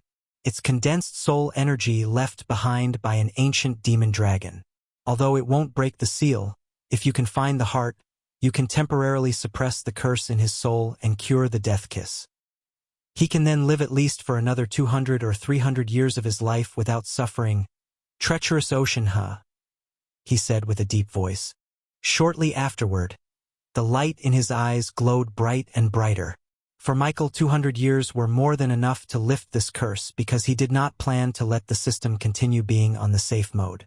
If he could bring the system back online and get the price of lifting the curse, he would eventually earn enough points to save the old man. Chapter 151. No, the treacherous ocean is the second most dangerous place on the Elon continent, after the demon's grave. Even if Soul Refiner enters it, they might not be able to return. And something as great as the heart would only grow in the depths of the treacherous ocean. The dangers in the depths are several times deadlier than those on the outskirts. "Young man, you must not go to the treacherous ocean. I can't let you sacrifice your life to save this old bag," Christopher said sternly. He was a disciple of one of the great clans. He read plenty of books about the dangers of the world, including the treacherous ocean. As a result, he knew about the treacherous ocean extremely well. "Sect leader, I'm not doing this solely for you. I'm doing this for the both of you. Just like how much you love your granddaughter. I love that little dragon. If this demon dragon heart could save him, I will get it. With the heart, I can not only save him but also suppress your curse. You can't just give up and die, sect leader. Your granddaughter deserves better. She needs you." Michael spoke resolutely. He needed to go to the treacherous ocean, no matter how great the dangers were, to save the baby dragon. He did not fear it at all, as he had a gut feeling that this trip may bring the system back online. Christopher, your disciple fought the celestial energy without getting himself blown to death. Although it is rather dangerous to him, I think he can take care of himself if he's careful. Layla's nature-like voice appeared from one side. What? You survived fighting the Celestine energy descent? Christopher immediately became stunned. He stared blankly at Michael while great billows blew in his heart. For Michael, he did not realize how great a feat that he survived fighting the celestial energy descend. If he had known before that he could have exploded into a bloody mist, he wouldn't have chosen to even get near the celestial energy. It was the reason the two students of Layla were stunned to see him disrupt the celestial energy while being a mere body-strengthening cultivator. I could have died? Those bitches, having heard the way Lialha talked about him surviving the celestial energy, he realized that it was a miracle he survived. He cursed at the two women who pushed him into the fight, knowing that he could die made him want to kick the crap out of them. What if I died? The mere question put a few cold sweats on his back. Michael showed those grave thoughts behind his head, nodding slightly. Sect leader, you should believe that I have the strength now. I'll definitely find this demon dragon heart in the treacherous ocean and save you both. He reassuringly patted the old man's hand before leaving the cave. Raising his head, he looked at the cloudless blue sky before sighing deeply. He slowly suppressed his jumpy emotions. Today's encounters were like a dream to him. He had never thought that he would find the supposed to be the dead grandfather of Claire on the Rainbow Islands, where he came looking for the so-called doctor who then turned out to be Layla Alden. Copycat, 8 great clans, celestial energy. Damn, this day has been a ride, he exhaled deeply. Well, why am I still thinking that this Layla is hiding something? He rubbed his chin when he heard Layla's voice from behind. You need to think this through. What you seek can only be found in the depths of the treacherous ocean. Do you really plan on going? Layla's voice appeared from behind. He turned back to see her gracefully walking towards him, carrying the baby dragon in her hand. There seemed to be ripples in her eyes. They were alluring, as if they could suck in the souls of people, which stunned Michael. However, with Michael's willpower, he did not lose composure. Please inform me of the whereabouts, Lady Alden. Layla stared fixedly into Michael's eyes. Michael did not show any signs of retreat and stared back at her. He remained calm throughout. This lasted for a while before Layla finally nodded. The treacherous ocean is known for its illusions. Various apparitions will appear, and the deeper you go, the stronger the illusions become. If you even slightly lose focus, you will become lost within. Your willpower should be enough to barely handle ordinary illusions. Without this death-kissed dragon, you asked me the same question. I would have just given you a map and sent you on your way, but this is a blessing in disguise. I knew she's up to something deep within those serene eyes. Michael noticed a hidden intention thanks to his ability to read people. You can't notice this, but this dragon radiates both the aura of the living and the dead because its soul is half a step into the realm of the dead. Using this dragon's aura, one can avoid being detected by most of the apparitions in the treacherous ocean. Since this decreases the danger of traveling into the ocean by several folds, and the demon dragon's heart is also extremely useful to me. I'll come with you, she said while caressing the baby dragon's grayish scale. He was still lying dormant in her hands. Aren't I a lucky bastard? Hearing her words, Michael was pleasantly surprised, and his confidence in this trip into the treacherous ocean increased greatly. Although he still didn't know the full extent of her power, she was able to change the laws of the world as well as disperse the celestial energy through her vena melody, which was shocking enough. Soon after Layla discussed something with her students, Michael and Layla headed for the treacherous ocean together, leaving behind Johanna and Narita to guard the island. The sky was fine and cloudless. It fused with the northern seas far away, as if it was a beautiful piece of art. With a slight wave of her hands, she covered both of them with celestial energy to soar through the sky. Michael's body jerked before they already became faint blurs, shooting across the sky silently as there was not even a whistling of the wind. Lady Alden, if you don't mind me asking, can you tell more about the sea folk? As they flew, Michael asked, looking towards Layla. At first, he wanted to ask why was she healing a few people of royal land under the name of the doctor, but weirdly, she did not ask him how did he find her identity. Therefore, Michael did not choose to question her intentions in case she had her own selfish reasons that she did not want him to know. Considering even his encyclopedia of this world, Gaia, had little to no knowledge about the so-called sea folk, he decided to get some info on them from Layla. A sliver of shock flashed across Layla's eyes. She turned and glanced at Michael, asking, "Why do you want to learn about the sea folk?" Michael hesitated slightly before saying, "To be honest, as a guy who loves to travel around the world, I want to know more about the places and races I have little knowledge of.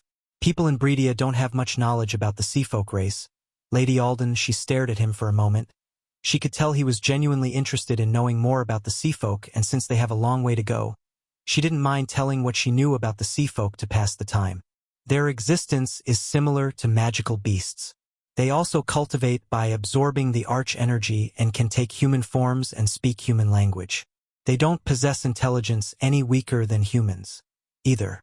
The sea folk race inhabits the very bottom of the sea and takes up a rather large region of the oceans, while the entire region is encased by an extremely powerful barrier. This barrier was created personally by the water god during primordial times, and even fusion stage cultivators like me can't break the barrier. Not only does it separate the seawater, it holds it back at a range of several thousand meters. At the same time, it protects the sea folk from invasions of another species. She paused for a moment and went on. To the sea folk, this barrier acts as if it doesn't exist. Although it's unbreakable to most of the people on land, it will let anyone under the core strengthening stage enter the sea domain. Anyone under core strengthening stage. He took a note in his mind as she continued. I've visited the sea folk twice before. Although I don't know the situation there very well, I have some rough, general knowledge like they not only hate humans, but they also disapprove of them very much. If human experts want to survive there, they must be extremely cautious. Once they offend a member of the sea folk race, they will receive the hatred and pursuit of various other sea folks until they die or escape from the sea domain, which is very unlikely. Once the sea folks put a target on them, Michael pondered in silence for a while before continuing his questions. Lady Alden, just how powerful is the sea folk? Compared to the humans in the Elon continent, are they stronger or weaker?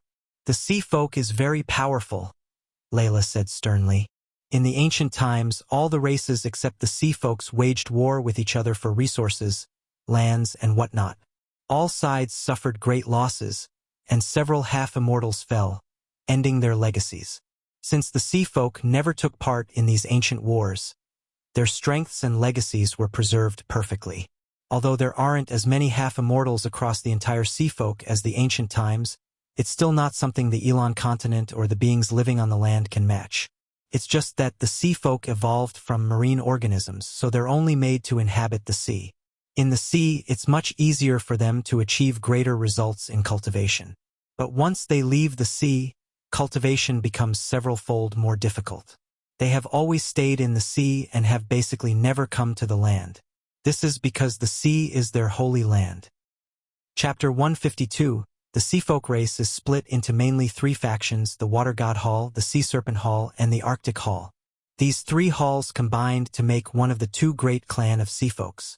According to what I've learned many years ago, the Water God Hall is the most powerful among the three and has an elder that has already reached the half-immortal stage. The other two halls each have one or two fusion stage warriors as well. This was many years ago. Who knows how many fusion stage and half-immortals or even immortals they have among them. For the first time, he heard a sliver of awe in her voice. One half-immortal and two fusion stage warriors. Wow, Michael was also astonished by listening to Layla. As she said, this was years ago. He could only imagine how powerful they are now. He did not think any one of the races living on the land was weak, but because the sea folk never took part in any wars, he knew their strength is far superior to the land crawlers. If he could, he wanted to visit the sea folk soon. He had gained a rather rough understanding of the sea folks from Layla. After getting some ideas about the sea folks, he continued to ask Layla about the other races along the way, slowly expanding his knowledge about this world. The ocean they were flying above was enormous, several times larger than the Elon continent. Even though the treacherous ocean was very close to Rainbow Island, it took the two of them a full day and night of flying at such a speed before finally arriving. The treacherous ocean was a region of sea shrouded in a dark mist and stormy clouds. The sound of thunderclaps reverberated the entire sea while violet streaks of lightning kept lighting the gloomy clouds. The ocean itself seemed endless.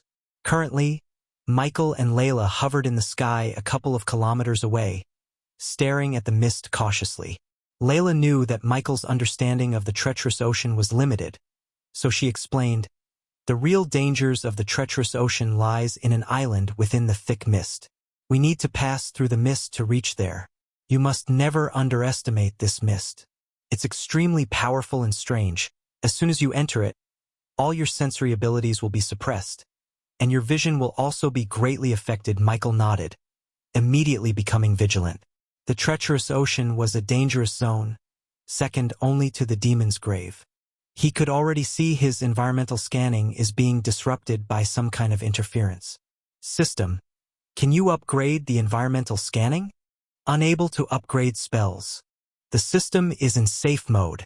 Michael kinda expected this, but it did not hurt to try. Since he got no help from the system, he had to rely solely on himself, on his skills as a hitman/assassin. Let's go in. Follow me closely and don't stray away from me. You might see some illusions in the mist, but you need to remember that all of them are just illusions. Layla spoke with a soft voice, before handing over the baby dragon back to him.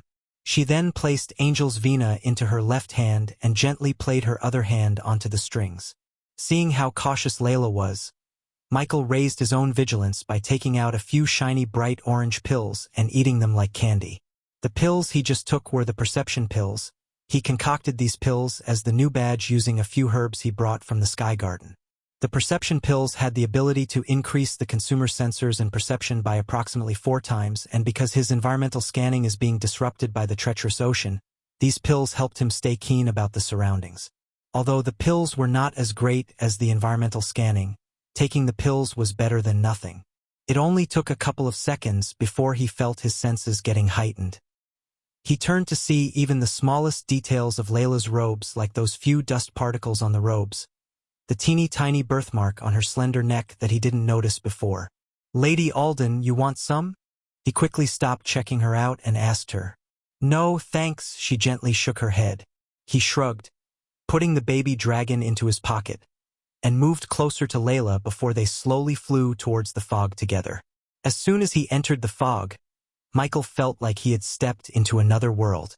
It was misty white all over. Even with his heightened vision, he could only see 5 meters ahead. "Even with your dragon's aura around us, we'll encounter some attacks in this mist. Be careful." Layla's voice appeared on one side. Michael unsheathed his sword as he did not underestimate this place. Not even for a bit. The two of them advanced carefully.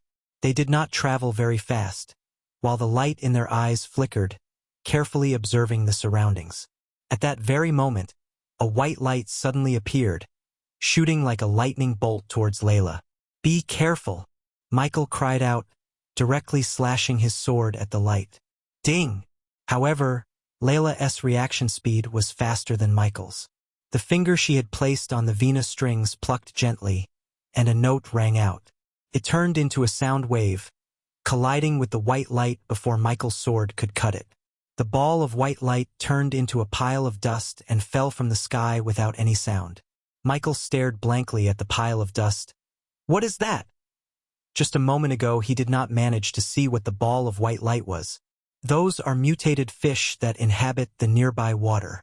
Its speed is especially quick, and this fish has already reached the strength of level 5 body refining beast."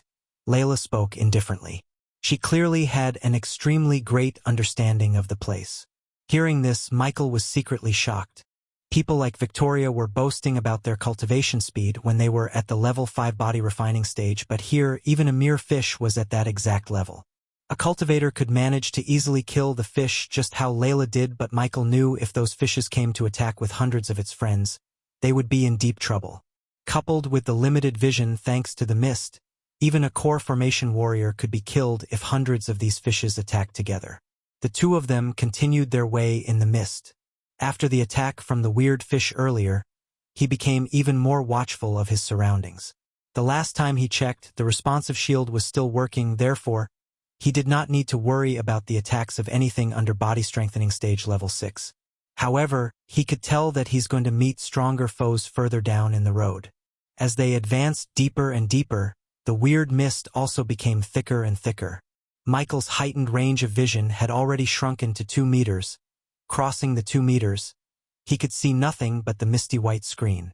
For others, looking through the eyes was the only way to see, but for Michael, he trained to perceive the surroundings using all of his senses. He listened and smelled on top of looking to be aware of the mist. Even though Layla's figure started to become blurrier, he followed her behind, smelling the alluring fragrance coming from her. Lady Alden, just how big is this area? How much further until we leave this damn region? We need to travel roughly 100 kilometers more to get out of this mist. With our current speed, it should take 5 or 6 hours. If we are lucky, Layla spoke calmly while her bewitching eyes flickered, vigilantly observing the surroundings. At that very moment, another few streaks of white light shot from the surroundings with lightning speed just like before. Except, this time Michael had sensed them thanks to his enhanced hearing. He swiftly slashed at the 2 streaks of white light without moving his body too much. There was no fancy move, just a plain simple slash, but it was lethal enough to take 2 lives. Ding! Congratulations to the host for killing a body refining stage level 8 mutated beast. The reward is 6,000 experience points and 200 badass points. Ding! Congratulations to the host for killing a body refining stage level 8 mutated beast.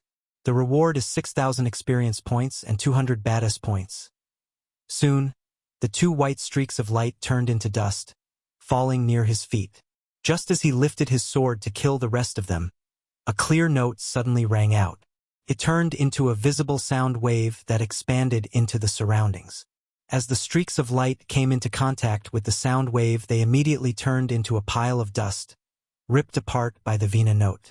Michael narrowed his eyes slightly in a way it could not be detected. His recognition for the woman's strength increased by a level. She could display such strength with just a casual note. Even if these fishes were at the core formation stage, he could tell that they would not be able to withstand the power of her notes. Continuing onwards, Michael and Layla both suffered constant attacks from the mutated fish. With each wave of the attack, the number of fishes that attacked them increased significantly. Fortunately for Michael, they didn't get attacked by fishes stronger than a body-strengthening stage 5. He slashed and diced them effortlessly. This put a small smile on his face as he acquired quite a lot of experience points killing these fishes. He would have killed more if Layla didn't massacre the majority of the fishes of each wave with a single note from her Vina. The 2 of them flew steadily through the fog for 7 continuous hours before passing through the region of fog and reaching the outskirts of the treacherous ocean. The deeper they went, the thicker the mist became. After over 8 kilometers, the mist had become so thick that he could barely see anything. Only the faint fragrance at Michael's nose signified her existence. This made Michael rely on his nose to detect where she is, using the fragrance from her body. Suddenly, Michael felt the mist before him surge violently. Shortly afterward, a blurry figure suddenly appeared, before quickly becoming clearly visible. It was a man in his late 60s. He wore a black suit and black trousers. In one hand, he held a bloody knife, while in the other, he held a silencer-attached Beretta 92. Michael stared blankly at the old man who was smiling wickedly at him. His emotions were overwhelmed by disbelief. Along with disbelief, in Michael's eyes, a cocktail of anger, fear, and respect could be seen. Diddle, diddle, diddle. We are so little. The old man slowly uttered these words, stirring the buried emotions deep within his heart. Spectre, Michael unconsciously called out. His voice was filled with rage, and even his eyes became rather bloodshot. Chapter 153. Michael's heart began to tremble violently, and he tightly clenched his hands. He knew that it was an illusion from the mist, so he was unable to do anything about it. All he could do was remain clear-headed and not fall into it. At that very exact moment, Michael's body jerked violently. To his side, he suddenly saw a redhead girl who seemed to be in her late 20s walking out of the mist to stand next to the old man. Just like the old man, she too wore a black suit and trousers with a black tie, but her white shirt was drenched in blood. You killed me. Suddenly, the girl, with her bloody face, saw Michael and cried out. Her voice was extremely miserable, It contained a mix of anger as well as sadness.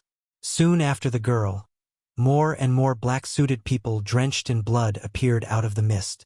All of their bodies were littered with bullet holes. Michael's body began to tremble violently, while a monstrous killing intent had already appeared in his heart. Just when he was staring at the 20 people he knew extremely well, more figures walked out of the mist, and this time, they weren't grown men in black suits but gentle-looking women and little children. The commonality between the latter and the black-suited people was they all had bloody wounds. This is all an illusion. Spectre is dead. All of his students are dead. I killed them, Michael constantly mumbled to himself, forcing himself to calm down. Although he knew this was all just an illusion, what was happening was actually Michael's greatest anguish. "Aren't you gonna save me, Michael?" The girl called out for help once again. Her despaired voice was heard by Michael, slowly piercing Michael's heart. "Arg!" A miserable cry came from the other side. He turned to see one of the gentle-looking women was shot in the chest by one of the black-suited people. The woman collapsed in a pool of blood.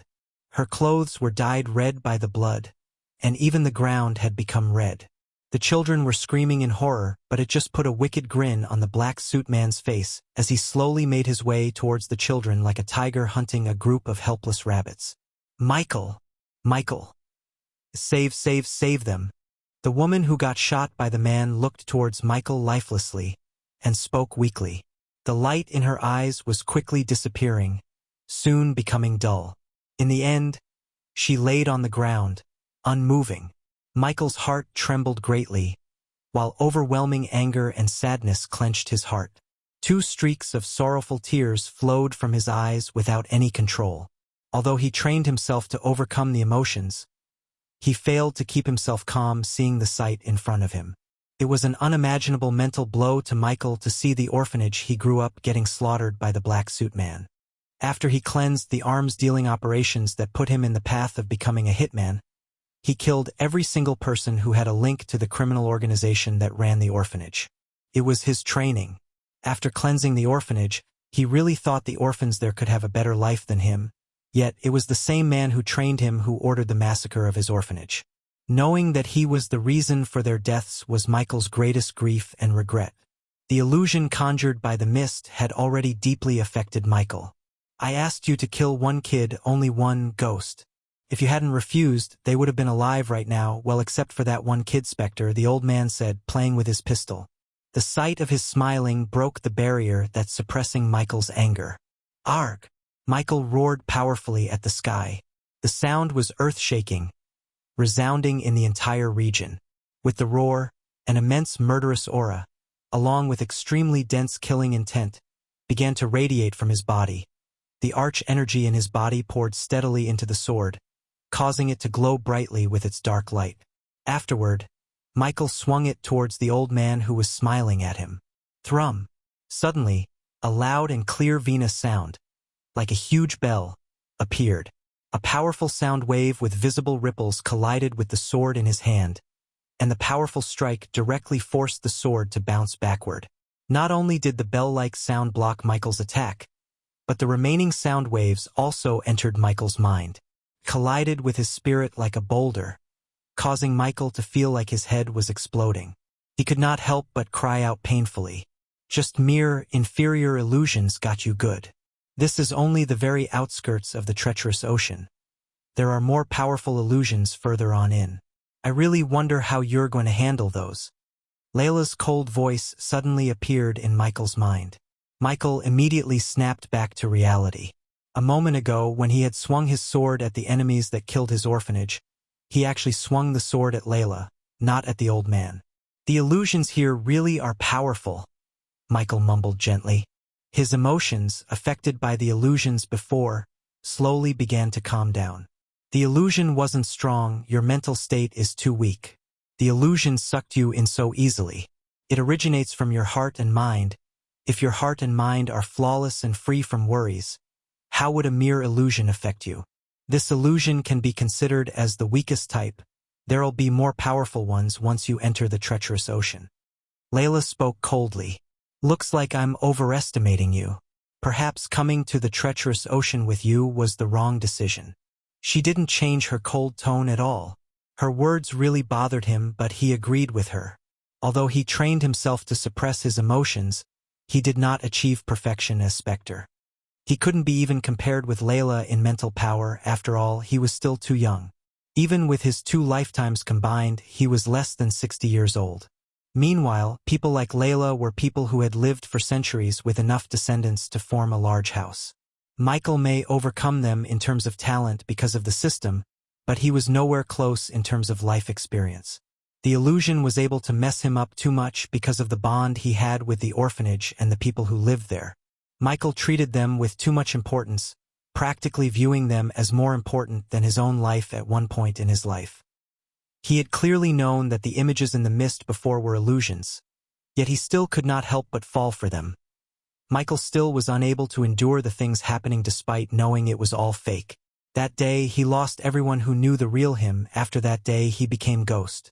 The reason he chanced diddle-diddle before killing was to remind himself not to become like the man who trained him, Spectre. Never take a life without a reason and conscience. This was Michael's code. People like Layla, on the other hand, would not fall for illusions such as this as easily as Michael. They had lived for centuries or even millennia, and had plenty of descendants. They probably have witnessed some of them dying of old age themselves. As a result, they would no longer treat the bond of the family as important and would be able to resist the illusions easily. Illusions originated from the mind and heart. If there were concerns or obsessions, the mist would create illusions accordingly, displaying your weakest point right before you. Illusions did not test a person's strength, but a person's heart and mind. He may have seemed like an invulnerable perfect person, but he was just a human being with his own flaws and imperfections at the end of the day. Michael's mind became much more resolute after experiencing what had happened before. He stared into the mist before him. The mist continued to surge, tossing about and changing around as if there was something ready to come out. However, Michael's state of mind immediately became like still water, free of any ripples. He did not think about anything, nor did he guess about anything. The silhouettes of the people instantly vanished from his sight except the old man's figure. He was following Michael. Michael ignored the old man, continuing to follow Layla. After over 2 hours of slow flying, he and Layla finally passed through the region of fog. The misty white blanket had finally disappeared from before them, replaced by deep blue seawater. "Hiya!" Michael breathed out loudly. He felt much more relaxed after passing through the mist. He looked around but only saw that the surroundings and sky were all a surface of white. They were enveloped by a layer of dense, yet odd, mist as if it formed the edges of a separate world. The only thing still lingered around from the mist was Spectre, but Michael knew the old man was in his head, not in front of him, so he ignored Spectre. Below him was deep blue seawater. The water was smooth, like a mirror, and without any ripples, stagnant. It was extremely strange. In the center of all that was a huge island. It had an extremely large surface area and did not seem like it could be called an island, but rather a small continent. The island was mountainous, littered with trees, and was entirely blanketed by a thin layer of fog. It was hazy, adding on a layer of mysteriousness. Michael stared cautiously at the huge island before him and asked, "Is this the treacherous ocean?" Layla looked towards the island before her. She was rather stern, and she said, "Correct. This is the treacherous ocean, as well as the holy land of the former dragon clan, Dragon Island. Many millennials ago, there were not 8 but 9 great clans. The strongest of them all was the Dragon Clan. But something happened to them and changed the once great Dragon Clan to the current treacherous ocean. What happened to all those dragons?" Michael asked in doubt. Layla shook her head gently. "I do not know much about what happened in that age either. The very limited information on this matter all originate from rumors or those ancient records in the Kingdom of Nagas. However, not a lot is recorded regarding what happened to the dragons who lived in that age or to the Dragon Island." Chapter 154. Alright, let's stop guessing about this. There's no point. We're currently on the outskirts of the treacherous ocean. Remember, the fog was not the real danger. The real dangers are on this island. When we enter the island, we have to be extra careful. The demon dragon's heart should be in the very center of the island. Michael and Layla both flew towards the island, landing on it soon after. In ancient times, the dragon clan filled this with formations. These formations automatically absorb the arch energy and even celestial energy to replenish themselves. Although it's been countless centuries since they were first laid down, a few that were set by remarkable experts still remain. They may not be as powerful as before, but we still need to be on guard. Layla explained to Michael in detail about some areas that he needed to be aware of on the island. Michael observed the island as he listened to Layla talk. They had already passed through the region of mist. Fortunately, his sight was no longer obstructed and much clearer now. The two of them slowly walked forwards. Both were extremely careful as they traveled. At this very moment, the ground suddenly began to violently shake. For rock walls rose from the ground, forming a room and trapping the two of them inside. The rock walls radiated with a faint, golden luster while extremely powerful and pure energy vaguely being radiated from the rock walls. Soon afterward, stone spears coated in golden light began to arise from the walls. With whistling sounds, they shot towards the entrapped Michael and Layla at lightning speed. Dense clusters of spears shot from all directions, locking the two of them out of any paths for escape. There was only the misty white sky left for them to flee. Michael prepared himself to take off to the sky when he was stopped by Layla. Remember, you must never fly above 10 meters in the sky. The dangers in the sky are several times greater than on the ground. Layla's cold voice sounded in Michael's ears as she faced the spears calmly and unperturbed. Shortly afterward, she gently struck a string with her finger. The next moment, a vina note reverberated in the area. It spread out in all directions as a visible wave of sound. The sound wave contained an unbelievable power. Wherever it passed by, the rock spears disintegrated, turning into a pile of dust in the air. The visible sound wave cut through the surroundings like a hot knife through butter before colliding forcefully with the rock walls that trapped them in. With a rumble, the walls trembled violently before crumbling to the ground. The confining rock walls could only be used against anyone under the core formation stage. It was nothing to a fusion stage cultivator like Layla. However, it would be almost guaranteed death if Michael alone had been trapped by it. Breaking out of the rock walls, Michael and Layla continued on their way, walking directly towards the general region of the island. In the following part of the journey, they both experienced constant attacks from various traps. However, these attacks were not prepared for a fusion stage cultivator. Because of that, they were unable to pose much of a threat to Layla. The journey was frightening, but not very dangerous. Roar! Suddenly, a loud beast roared in the distance. The ground began to shake gently as a humanoid giant of over 15 meters in height ran towards them from afar at an exceptional speed, constantly roaring along the way. A rock golem, Layla calmly muttered. The rock golem ahead radiated an aura of a level 4 core formation warrior. Soon, her finger moved gently on the Venus string, and a sound wave immediately shot out towards the incoming war beast in the shape of a sharp arrow. Cruck! The arrow formed from sound pierced through Rock Golem's chest.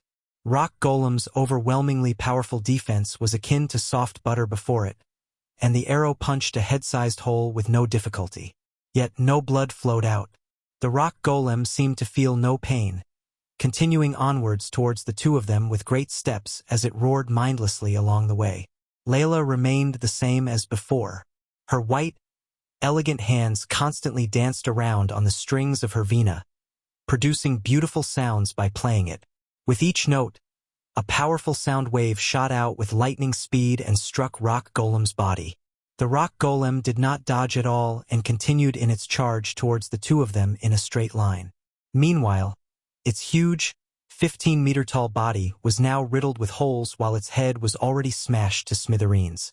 But even with all that, even with its head missing, the Rock Golem did not die. It did not even slow down, much less show pain. It continued charging at the two of them without any pauses.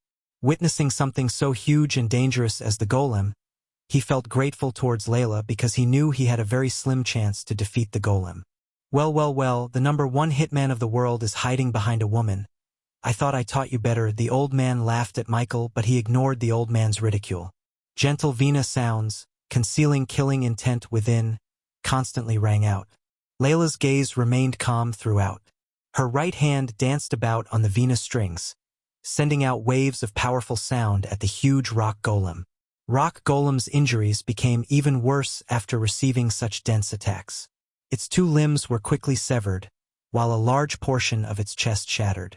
It had shrunk to 110 meters in height from the original 15. Any other magical beasts or living beings would have passed away long ago if they were in such a state. It was guaranteed death. However, the rock golem behaved as if it was completely uninjured, its remaining half of the abdomen and its huge, thick legs continuing to run with huge steps.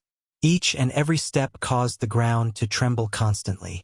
Rock Golem was soon less than a kilometer away from the duo. Looking at Rock Golem, he prepared himself for a serious battle. Tiny cracks of golden lightning had started to dance around his fingertips. At that very moment, consecutive closely packed and frantic vina notes rang out. Layla's right hand had slid across the vina, playing 3 of the 7 strings together. Immediately, a series of densely packed sound waves radiated outwards, filling up space before them with visible ripples. The ripples joined together like a spider web, before quickly shooting towards the rock golem like a fishnet. The fishnet of sound passed through rock golem's body without any obstructions and disappeared into the distance. Soon, the huge rock golem collapsed loudly. Its entire body had become cubes of rock that fell to the ground, carved into countless pieces by the net of sound waves. Michael stared at the countless pieces of the rock golem curiously. After this battle, he couldn't help but wonder how powerful a fusion stage rock would be. Lady Alden, is every golem this powerful? Michael asked Layla. His heart was filled with curiosity and awe. After a short moment of silence, Layla replied, "No, the reason for its strength was the treacherous ocean itself. This place mutates everything. The beasts here have no soul. They can't feel any pain and they are practically an indestructible army." Indestructible army, huh? Michael mumbled softly, imagining an army of these golems and beasts under his command. The rock golem in front of you cannot be killed, no matter what you do. Even if you obliterate its body, it'll recover in no time. Layla continued. The countless pieces of stones on the ground began to move about in one place as soon as she finished speaking, as if it was providing evidence for her statement. It condensed into the 15 meters tall rock golem once again after just a short while. Its body was completely unharmed, and even its head had recovered to how it was before without the slightest sign of injury. Michael's pupils narrowed to the size of a needle, and he immediately gasped coldly. He exclaimed in wonder, "My horizons really have been broadened today." Michael turned to Layla and asked, "Lady Alden, so how would one kill this rock golem?" Although the golem consumes a great amount of energy every time it reconstructs its body, its strength will decrease slightly. So, there's only one way to handle it.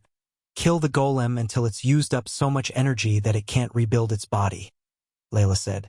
"We can always run away," she said, but he felt like she was testing his knowledge. "Lady Alden, I think if we do that, it'd just keep following us. Also, I don't think we can move around carelessly in this place. Once we let it follow us, the commotion might draw the attention of even more mutated beasts." "Good," she nodded as he gave an answer she wanted. After putting some distance between them and the recovering rock golem, Layla started to attack the golem again, and this time, Michael joined the fight by sending bolts of lightning at the golem.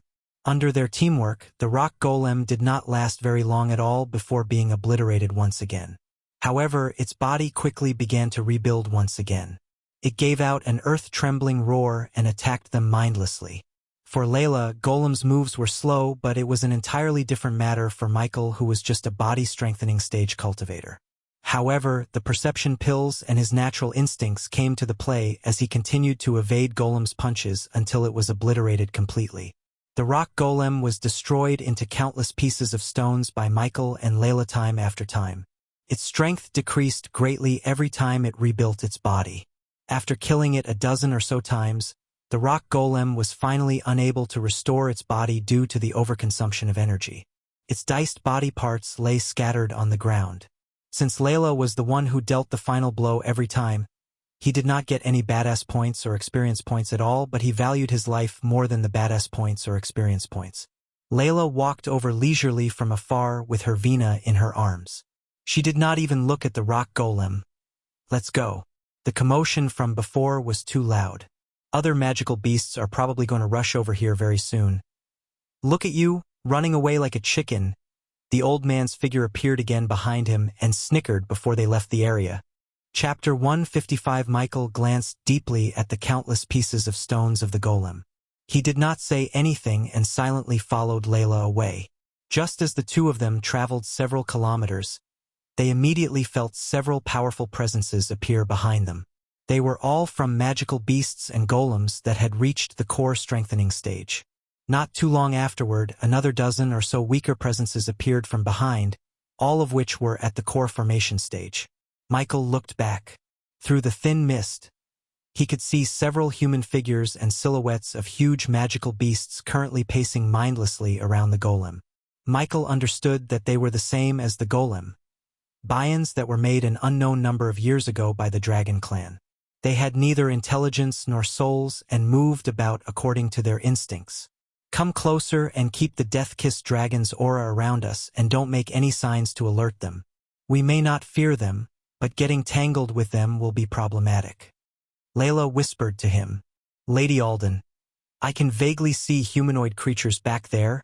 What are those? They are those who ventured into the treacherous ocean and died many millennia ago. Just like everything else here, they too have no soul and feel no pain. Just how many of those things are there? Michael asked another question. His face didn't have the usual cool smile as he seemed very serious. All these beings in the treacherous ocean possessed indestructible bodies. They felt no pain and had no fear. If the two of them were surrounded by these mutated beasts, it would be extremely troublesome or even life-threatening. The treacherous ocean has already existed for countless years. During that period of time, plenty of human experts and intelligent beasts have ventured into it. Some of these have fallen in search of or battling over treasure, while others have died simply because of the treacherous ocean. Over the years, the experts that have died in the treacherous ocean have already accumulated a terrifying number. Every person that dies here will become like them, immortal and unaging. As a result, the number of powerful beings in the treacherous ocean will only increase and never decrease. Today, probably even powerful organizations like the 9 Great Clans have no idea about exactly how many fusion stages or even half-immortals there are in the treacherous ocean. The only reason we were able to make it this far is because of the aura of the death-kissed dragon. If we weren't surrounded by this aura, our presence would have alerted even more powerful mutated beings or the formations set by the Dragon Clan. Michael felt even more heavy-hearted. No wonder Christopher became so afraid when he heard the mention of the treacherous ocean. While following Layla, he couldn't help but wonder that if the second dangerous place was like this, how terrifying the demon grave would be, which is said to be the most dangerous place in this world. Even a fusion stage cultivator survived here this long only because of the death-kissed dragon's aura. Otherwise, they could easily face life-threatening dangers with just a lapse in concentration. Whoa! Michael's body jerked. Suddenly, the scene before them changed greatly. The original island disappeared instantly, replaced by an endless desert. A flaming red sun hung in the sky, scorching the ground with terrifying heat, raising the temperature of the entire region to a terrifyingly high temperature. We've fallen into a formation. Layla furrowed her eyebrows and spoke with a deep voice. Michael immediately unsheathed his sword and looked around for any activity vigilantly. He also ate some perception pills again, preparing for another battle. He had witnessed the horrors of the treacherous ocean, so he did not dare to be careless at all. Suddenly, the ground began to tremble violently. The ground where Michael and Layla stood slowly began to sink into the ground and, at the same time, their feet were trapped by the moving sand, constantly sucking and dragging both of them underground. Fly! Layla spoke coldly. With a flick of a finger, a sound wave immediately collided with the ground, turning the sand trapping their legs into dust. She immediately began to float. Michael did not hesitate either. He stepped onto the flying sword and put arch energy into the sword. The devastating force of the arch energy turned the sand into dust, propelling him out of the ground. The sand below the two of them constantly sank down, forming a huge black hole. A putrid smell wafted from it. Just a breath of it was suffocating. Soon afterward, the entire desert began to tremble violently before forming a weird but huge, almost 200-meter-long monster. The horrid gaping cavern below the two of them was the enormous mouth of the beast. The monster seemed like a lizard that had been magnified countless times. It had light brown skin with countless cracks, radiating scorching hot. Its entire body seemed to have formed from sand. This is a region created from the fusion of a killing formation and an illusionary formation, Layla mumbled softly. She could tell that it was all an illusion with a single glance. The formation here was cast down by experts of the Dragon Clan. It's extremely well hidden, so it can catch people completely off guard. We need to be careful in the future. It's fortunate that the formation just then was not as powerful as before, or it wouldn't have been that easy to break free from it. Layla said indifferently. Michael nodded sternly. His fear for the formations was even greater than Layla's. The illusions of Spectre were still following him and affecting his focus as the old man was so lifelike. He did not fall prey to another illusion. Several powerful presences quickly flew over from the distance at that moment, attracted here by the commotion, hurrying over from all directions. Michael and Layla immediately flew away from the monster. The living corpses all behaved instinctively. They were unable to perceive things visually, unable to see anything. They completely relied on sensing foreign presences and activity to search for living organisms. Thanks to the death-kissed aura, they were unable to pinpoint Michael and Layla's location. Michael and Layla traveled far from where they were before. Living corpses that hurried over in the meantime from everywhere. They all stopped where the two of them were before lifelessly. They paced about mindlessly, without dispersing for a very long time. The two of them advanced carefully, where Layla discovered traces of many formations and a few living corpses, both human and magical beast. They kept a wide distance from them, so the journey was frightening, but there weren't any battles. The two of them flew with their guards up, occasionally stopping to look around. They had only traversed a couple of hundreds of kilometers in over half a day, yet they still remained in the outskirts of the treacherous ocean. They had not even reached the general region of the island. The sky, concealed by a thick layer of fog, darkened slowly. The darkness of night filled up the treacherous ocean slowly. As expected, both of them were unable to see in the darkness of the treacherous ocean, which caused the range of their vision to shrink constantly. Layla traveled with her vina in her hands. She looked at the darkening sky, and her bewitching eyes became rather stern. She said, "It's darkening. It's not suitable for us to travel at night. We need to find a stop to rest for the night and continue tomorrow." "Fine with me, Lady Alden," Michael replied calmly. Eventually, Michael and Layla spent over an hour finding a cave that was spacious enough. The cave curved about inside and was about 100 meters long, so they did not fear that they would be seen inside. At the end of the cave, Layla produced a fist-sized luminous pearl from her space ring and lodged it into the roof of the cave. It shone with a gentle light, illuminating the darkness.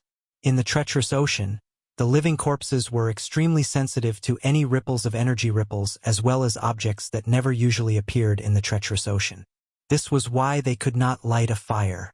The heat and smoke would travel outside and draw in the living corpses or the golems or any other weird beings in the area. The only way for light was through the luminous pearl. Layla sat down and slowly closed her eyes after lodging the pearl in place. She paid no attention to Michael while he ignored the old man sitting beside him and applied the healing potion on the baby dragon's grayish scales. He then found a clean part of the ground and sat down with his legs stretched out. He glanced to his side, glancing at Layla, who always kept her face concealed. "You are not the ghost I know. Kid, you have become weaker. Get out of my head." Michael closed his eyes for a moment, calming himself down. Looking away from Spectre, he cast away the distracting thoughts in his mind and began to look into his situation. He first opened up the system's interface to see it's still in safe mode. His remaining sword was almost on the verge of breaking because of the fight he had with the fishes and the golem on their way. The sword's condition was not his worry, as he knew a sword alone won't make much difference in front of these living corpses and golems.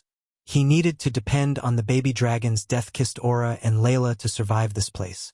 You forgot the first lesson I taught you, kid. Never depend on someone else other than yourself. What are you doing? The rules have changed, old man. This is not the Earth, he said, gritting his teeth. People like us can't depend on others. Kid, as I said before, this is not Earth. If I wanted to rule this world, I have to depend on others. Ha ha ha ha. The old man burst into laughter. Although Michael could understand all of this was happening inside his mind, it felt so real. That's the most childish thing I heard in my entire life, kid. Do you really believe you can rule this world? People like us don't get a happy ending. There will be always someone on the good side to put us down. It's only a matter of time before someone put an end to you, kid. I know it's not you talking, but my own subconscious mind. Michael gave a short slap to the back of his head and ignored the old man. I need some fresh air. He then stood up to take a walk. Chapter 156. What are you trying to do? Just as he stood up, a chime-like voice appeared from behind him. Michael abruptly looked backward as he heard it. Layla had already opened her eyes. Her limpid eyes seemed to contain ripples like autumn water, staring at Michael with a bewitching charm. Michael remained calm, staring back at Layla. I'm going for a walk. Layla slowly closed her eyes and said gently, remember where you are right now. You can't make trouble. Not only will you lose your life, but also lose the baby dragon. Our best chance to survive this place. Lady Alden, don't worry. I'm not going to mess around with my life. Michael laughed gently before concealing his presence. He walked outside silently. It was already pitch black outside the cave. The sky was dark, devoid of any stars. Michael's vision was affected by the darkness in the treacherous ocean as well. It was not as bad as the fog where his hand would leave his range of vision if extended, though it was still limited to only several hundred meters because of the perception pills he took. Deathly silence lingered in the surroundings, with no sound at all. It was as if only Layla and he were in the entirety of the treacherous ocean without any other traces of life. Michael calmly stood at the cave's mouth, staring at the place. He did not make any sound at all. Suddenly, Michael's ears twitched slightly. Soon after, a gleam of light immediately flickered in his dull eyes. He suddenly raised his head and stared fixedly into the distance, becoming grim in a flash. A while later, several dark figures slowly emerged in Michael's vision range. They traveled on the ground, walking slowly in Michael's direction. Their movements were stiff like robots. Drops of sweat began to drip down from his head staring at the figures. They were all at core strengthening stage, and he could even sense some soul-refining humanoid figures among the dark figures. Michael's calm expression was replaced by a stern look. Locking his gaze with the dark figures, he slowly backed away without making a sound. Shit, they found us. Michael was shocked. He had no time to wonder how as he rushed to the end of the cave. He needed to tell Layla about this. Perhaps she had sensed Michael's hurried steps. Layla had already opened her eyes when she arrived at the end of the cave. Even in a situation like this, she maintained her graceful composure. Lady Alden, there's a group of core strengthening and a few soul-refining mutated creatures heading towards the cave, Michael said silently. Hearing that, Layla's expression changed abruptly. She stood up suddenly, eyebrows furrowed and expression grim. She could handle a few fallen core-strengthening mutated beings, but she seriously doubted that she could fight a group of core-strengthening beings and a few soul-refining beasts at the same time. The battle would alert even more mutated beings. Furthermore, it was night right now. Visibility in the treacherous ocean was too limited, while the dangers were unknown. It was even more dangerous than fleeing in the daytime. Just how far are they from the cave? Layla asked. Her tone was stern. Around 400 meters, Michael replied. Neither of them dared to speak aloud. This cave must have been where they once stayed. Quickly, we need to leave here immediately. Layla showed no hesitation, running towards the outside with the Vina in her arms, while Michael followed closely behind her. Both Michael and Layla knew the outcome extremely well if they met these mutated beings. Even with the baby dragon's aura, the mutated beings still would be able to sense them if they became too close. The two of them hurried out of the cave. They moved completely silently, without making any sound at all. Both of their faces turned pale when they arrived at the entrance of the cave. There were 7 human mutated beings, and they had already arrived within 50 meters of the cave entrance. They were all expressionless, with lifeless eyes and stiff movements like robots. Furthermore, they were all at the core strengthening stage. When Michael and Layla arrived at the entrance of the cave, he scanned the area and then heaved a small sigh of relief because the soul refining stage mutated beings were far away from the core strengthening stage group, which gave Michael an idea. Powerful auras immediately began to radiate from the mutated beings' bodies as surging energy trembled in their bodies. The region turned into a storm of energy instantly. Fuck it, I have to use that. He was saving that item for a dire situation, and this was such a situation. He quickly promoted the system to show his storage.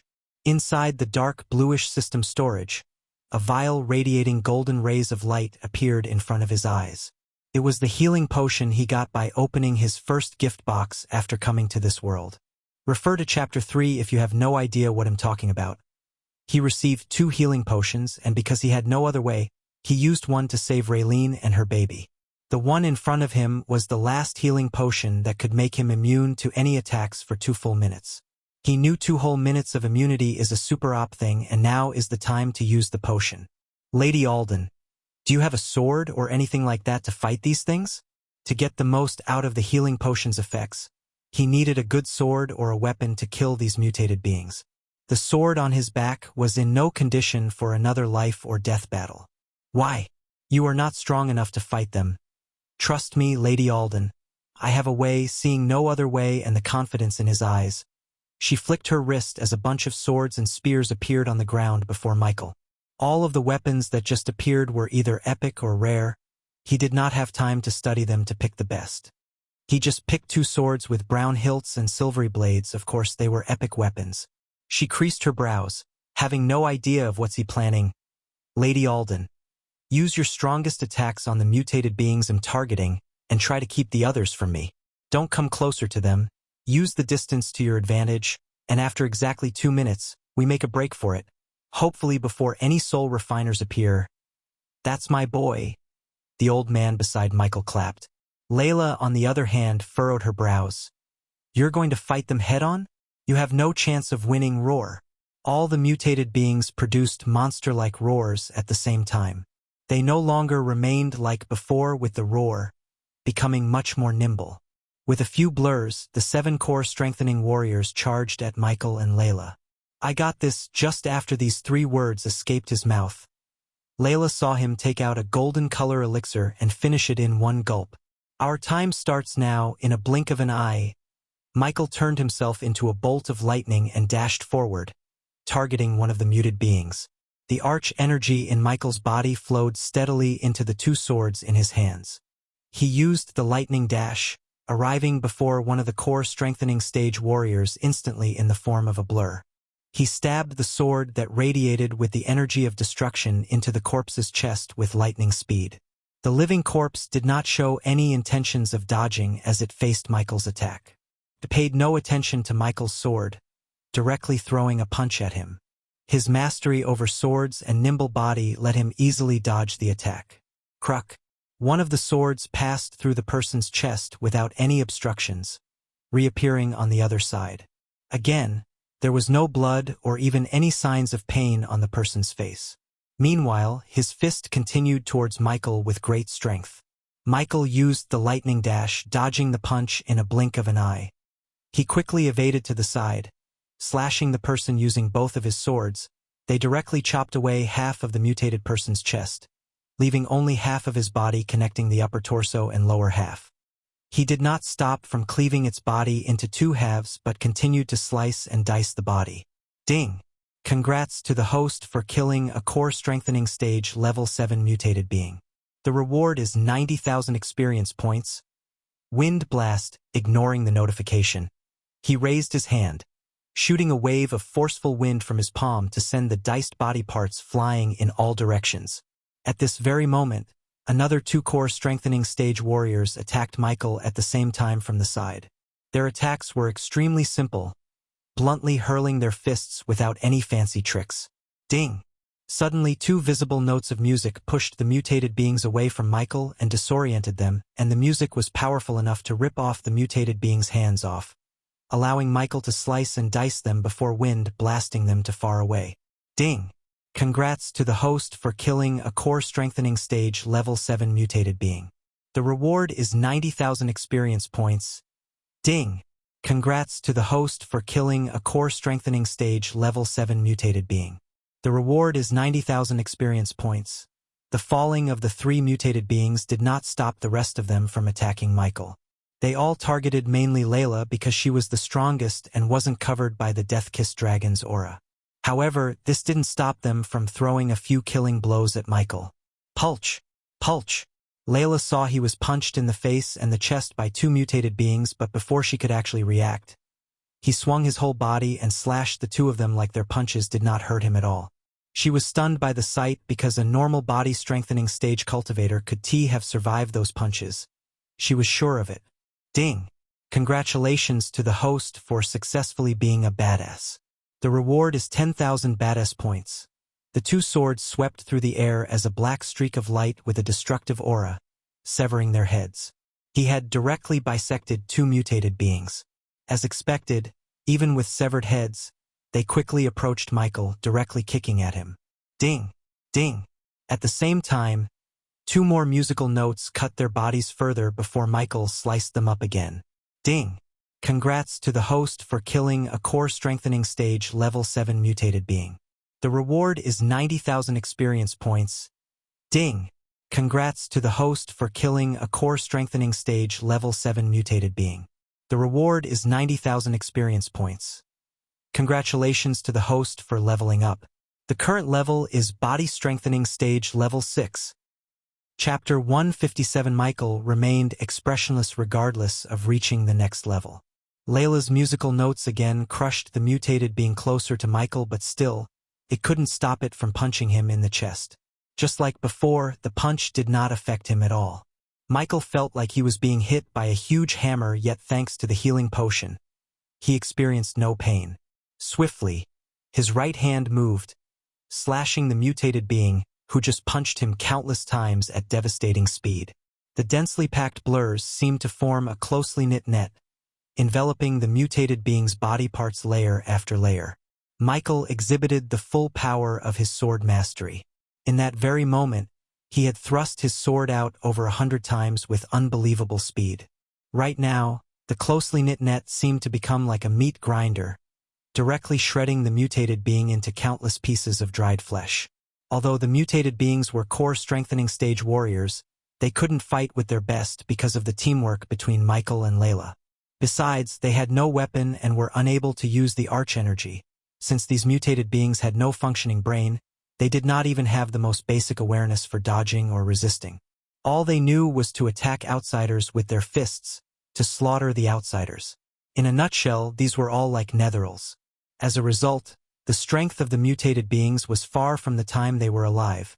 Therefore, he was able to slice and dice them like veggies without much trouble. Ding!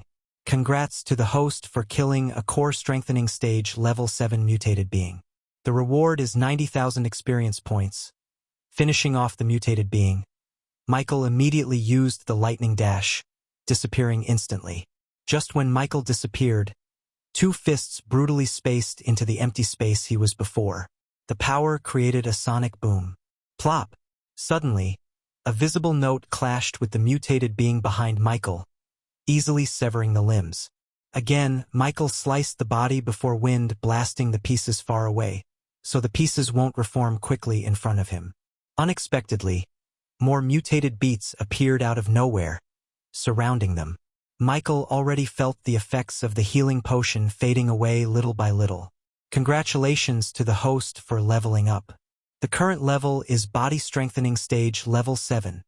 On the other side, while Michael was fighting the remaining mutated beings, Layla fought the four newly arrived human core strengthening stage mutated beings. She carried her Vina in her left hand while her left hand constantly danced about on top of it. Sound waves collided with the four-core strengthening stage warriors one after another. Every sound wave would create a great hole as they hit them, and the knockback was so powerful that the four struggled to advance forwards. Although Layla took a different path of cultivation, her strength clearly was much greater than anyone in the same stage as her. The special soundwave attacks carried a great strength, able to stop the advance of four-core strengthening stage mutated beings without much difficulty at all. It was even enough to make the four of them retreat, unable to approach Layla no matter what. Layla played 5 of the 7 strings with a rhythm. Each soundwave shot out from Angel's Vina as her fingers moved, and whenever a soundwave would collide with one of the four-core strengthening stage beings, it would leave behind some energy of the Vina in the air. Slowly, the residue energy accumulated and became denser and denser, and when it reached a certain level, Layla also stopped playing. She looked towards Michael and called out, "Retreat quickly!" Hearing it, Michael did not hesitate at all. He immediately finished off his last mutated being before turning into a chain of blurry figures and retreating to Layla's side. Layla's fingers slowly fell on the 6th string, which caused it to fluctuate gently. The 6th Vina string produced a clear sound. It began to tremble heavily, and shortly afterward, the Vina energy that had accumulated in the air suddenly became extremely violent. With a boom, the Vina energy immediately exploded, where the violent ripples directly ripped the 7 Saint Ruler mutated beings to shreds. Roar! Roar! Roar! The commotion of battle here had alerted the experts far away. Immediately, dozens of beast-like roars resounded from far away in all directions. The roars flooded the sky, essentially resounding throughout the entire treacherous ocean in the pitch-black sky. Immediately, a dozen or so presences radiated over from different directions, and even further away, an even more powerful presence faintly appeared, including soul-refining stage mutated beings. "Leave here quickly," Layla said hoarsely. She could already feel the appearance of a terrifying presence, something that would even be able to cause her fear. It was a fusion stage living corpse. Michael also looked grim. Although his environmental scanning was suppressed in the treacherous ocean, he was still able to clearly feel the presence of more and more terrifying mutated beasts. He had also discovered that at least several dozen core strengthening and soul refining stage warriors were currently flanking them from all directions. Once they were trapped, the outcome would be virtually disastrous. Could even attract even more experts. Michael and Layla fled at top speed, fleeing into the distance as fast as they could. However, before they could get any further, the 7 core strengthening stage warriors ripped into smithereens by the soundwaves had reformed. He was damn stunned to see the 7 of them again, not because he expected them to stay dead, but according to his calculations, they shouldn't be here this soon, as he blasted the pieces away in all directions, and it should have taken some time to reform and reach the battle site. They all roared at the 2 of them, who had yet to flee far. A sliver of cold light flashed across Layla's eyes. She immediately placed the Angel's Vina before her, beginning to play it. However, with a flash from beside her, Michael had already charged at the 7 core strengthening stage warriors using the lightning dash as he carried the 2 swords. He called out, 40 seconds. He counted the remaining time before shouting at Layla, "Let's go." Layla looked around the surroundings. She could feel that the experts rushing over from all directions were getting closer and closer. She said with a deep voice, "It's extremely difficult for both of us to throw them off in an extremely short amount of time with our strength. Once the mutated beings arrive and surround us, Michael slashed his swords a dozen times instantly, dicing one of the core strengthening stage warriors with a mere face-off. He cried out, "We don't have time for this. I know you can also sense the terrifying presence approaching us. Let's go, we are running out of time." His voice was heard by Layla clearly. For a moment, Layla's gaze became complicated. She stood there in hesitation and did not leave immediately. Although she had reached the fusion stage at a young age, he could tell she had not much battle experience, as she lacked the quick responses of Michael. The system urges the host to buy a special teleportation scroll for 10,000 badass points. Do it. He screamed in his mind, and then he heard the system again. Only the host is allowed to teleport using the scroll. For a second, the system sounded like it was screaming with regret and anger. Fuck. He cursed inside, turning his gaze at Layla before another mutated being could come closer. "I'll hold them off, you get out of here." He came in front of her, shielding her from the mutated being's attacks while she was standing there, slightly traumatized. "I can take these attacks for another 30 seconds. It'll keep them busy while you fly away from here." She had never thought that in the dog-eat-dog world, where it was filled with malevolent people, there would actually be someone so stupid that they would take an almost fatal risk to block several dozens of powerful entities, just to earn some precious time for a stranger that they had only met several days ago to escape. In a situation where death was virtually guaranteed, even brothers related by blood could betray each other, let alone a stranger. However, she had no idea that she's totally wrong. He was not being a white knight in shining armor, but he didn't want her to think that he abandoned her. After all, he still needs her help to get what he wants. Besides, he couldn't let her see him use a teleportation scroll, as she mentioned to him that no scrolls would work here, and if she sees him using one, it would definitely lead to some unpleasant questions. On the other hand, Michael's actions immediately caused a great change to Layla's gaze towards him. She stood there as the light flickered through her eyes uneasily. She did not know whether she should abandon Michael to flee for herself or to stay behind and fight with him. Although she had little chance of getting the demon dragon's heart at the center of the island without the death-kissed dragon of his, she could still survive on the outskirts before leaving the island. Currently, the great presences from all directions were getting closer and closer. Seeing how Layla still did not leave, Michael could not help but become mad. He called out, "What are you staying here for? What will you do? You won't survive. I have no time to explain, leave." Layla looked at Michael, who was currently battling the several core strengthening stage mutated beings while counting the seconds in his mind. In the end, she gritted her teeth and made her decision, turning around and leaving. She disappeared into the darkness in the blink of an eye. Even though her abilities with the Vina were extraordinary, she lacked the battle experience and the heart of steel like Michael. Once she was surrounded, she knew that it would be much more dangerous for her than Michael, who certainly had a way to deal with them and escape. Chapter 158. After Layla departed, Michael slowly backed off from the mutated beings to use the teleportation scroll. Meanwhile, the presence from the surroundings was currently approaching where he was. Michael kept the mutated beings around him busy all by himself. He constantly dealt terrifying sword wounds to them, but these injuries did not affect them at all. They battled for just a few seconds, and 5 of the 7 mutated beings were already diced up by Michael. However, their bodies rebuilt themselves immediately. They were completely indestructible. "Time to escape, kid," the old man's voice sounded from behind. "System, use the scroll now." The very next moment he shouted. A golden light instantly covered Michael before a mutated being threw a punch aiming at his chest. He immediately moved his body to save the baby dragon from getting punched to death and took the punch directly on his left chest.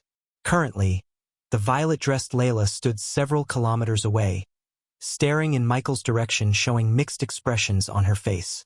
She could clearly hear the noise of intense battle, which then gradually faded away. "I hope you come back alive," Layla murmured gently. Afterward, she went off quickly into the distance with her Vina, slowly disappearing into the darkness. Somewhere far away in the treacherous ocean, a golden spatial hole in the mid-air appeared. In a flash, the golden hole disappeared, but one could see a black figure screaming and falling from the sky. Fuyuuk thud. The black figure hit the ground, producing a loud thud noise. The black figure was no one but Michael, whose right hand now looked weird and bones sticking out because of the fall. Michael spurted out blood. His chest was aching like he was being hammered alive. He was experiencing excruciating pain in his abdomen and chest, and he could tell he had broken a couple of ribs. Gritting his teeth in pain, he willed the system to give the healing potions he brewed from the system storage. The healing potion appeared on the ground as he slowly reached out his left hand to pick it up, fighting the pain inside of him. The fall broke his arm, but the punch he received from the mutated being just before activating the teleportation scroll messed up his inside. Luckily, there was only a millisecond's difference between the punch and the end of the golden healing potion's effects. Cough, cough. He coughed out a mouthful of blood again while checking to see the baby dragon's condition. His last-second dodge thankfully saved the baby dragon. He heaved a sigh of relief. "You better come back to life stronger. He nudged the sleeping dragon with his bloodied fingers. Shockingly, the corners of the baby dragon slightly, very, very slightly, like it could still understand what he was saying. This little act of the baby dragon put a smile on his face and momentarily gave him the strength to overcome his pain to swallow the healing potion. Crack! Ah! The very next moment he gulped the healing potion. He cracked his right arm to set the bones in the correct position, so the healing potion would heal his wounds much more quickly and efficiently. After getting fully healed, he did not go anywhere, sitting back down on the ground and slowly closed his eyes. He waited silently for dawn, as he always remained vigilant of any activity in the surroundings. Originally, he wanted to return and rendezvous with Layla, but traveling in the night in the treacherous ocean truly was a bad idea, and Layla probably left the region before long ago. It would be extremely difficult to search for her with a limited range of only a few hundred meters. System, show my stats. He ordered the system in his mind as the familiar stat window appeared in front of him. System version 3.0, safe mode host. Michael cultivation level. Body strengthening stage, level 7 experience points, 30,000/3000000 badass points, 29,000 skills and spells. Wind Blast, LVL2 Responsive Shield, LVL3 Environment Scanning, LVL2 Ignitia, LVL2 Lightning Dash, LVL2 Energy Devolver, LVL1 Death Range, LVL2 Techniques, Swords of Destiny, 89% Mastery Occupation. Core Disciple of Sunrise, Sect the Guardian of Sunrise, Sect Lord Lucifer of the Abyssal Status. Recovering Goals. Control the world, rebuild the order. Of Death Utility Function. Banker LVL3, Ratio 1,000 Gold Coins, 10 Badass Points. Wealth, 1,670,000 Gold. Special Trait, 5-star Alchemist Subordinates. Gaia, Loyalty Level 95%. Base of Operation. Sunrise Sect the Abyssal. At this rate, I will be a core formation warrior in no time. This is exciting, Michael thought. I hope you come out of the safe mode system, Michael said, staring at the grayish interface. The system can vaguely feel a sliver of extremely potent energy. After a pause, he heard the system's voice in his mind. He sensed a sliver of excitement in the system's voice. What are you talking about? What energy? The system level is too low to answer the host's question, figured. Michael finished the system's sentence, rolling his eyes. The system urged the host to be extremely careful here. What happened to adventure out, exploring the dangers? The system did not utter a word after his question. To be honest, he missed having these little conversations with the system. He expected the system to be more human-like after upgrading, but contrary to his expectations, the system entered into a safe mode, returning to its previous robotic nature. Suddenly, Michael's expression changed. He quickly exited the system, narrowing his eyes at distance. Caution flickered in his eyes. I can't stay here for long. Damn it. Is this just a coincidence, or they are somehow finding me? Several powerful presences appeared far away, quickly approaching the area. Pushing away all his questions to the back of his mind, he carefully placed the baby dragon into his pockets before disappearing into the dark night in the blink of an eye. Not long afterward, numerous core-strengthening and soul-refining mutated beings flew over from a distance. They all stopped where Michael was, mindlessly strolling around, and did not disperse even after a very long time. Michael's figure appeared silently several hundred meters away. He stared closely at the mutated beings and thought, Layla said the baby dragon's aura will prevent the powerful mutated beings from detecting us, but why do I still get the feeling that someone's watching me? Trust your instincts, kid. The old man appeared beside him, but Michael ignored the old man's comments and disappeared into the dark night once again with a slight movement, silently moving off into the distance. Visibility quickly recovered as the darkness of the treacherous ocean receded in the morning of the next day. Slowly, the island became fully visible once again. Michael slowly opened his eyes in his seated position on a flat meadow in the treacherous ocean. He had spent the latter half of the night there, and the long-awaited dawn had finally come. His vision was extremely clear again without the concealment of the night. He could clearly see several kilometers away in the open area.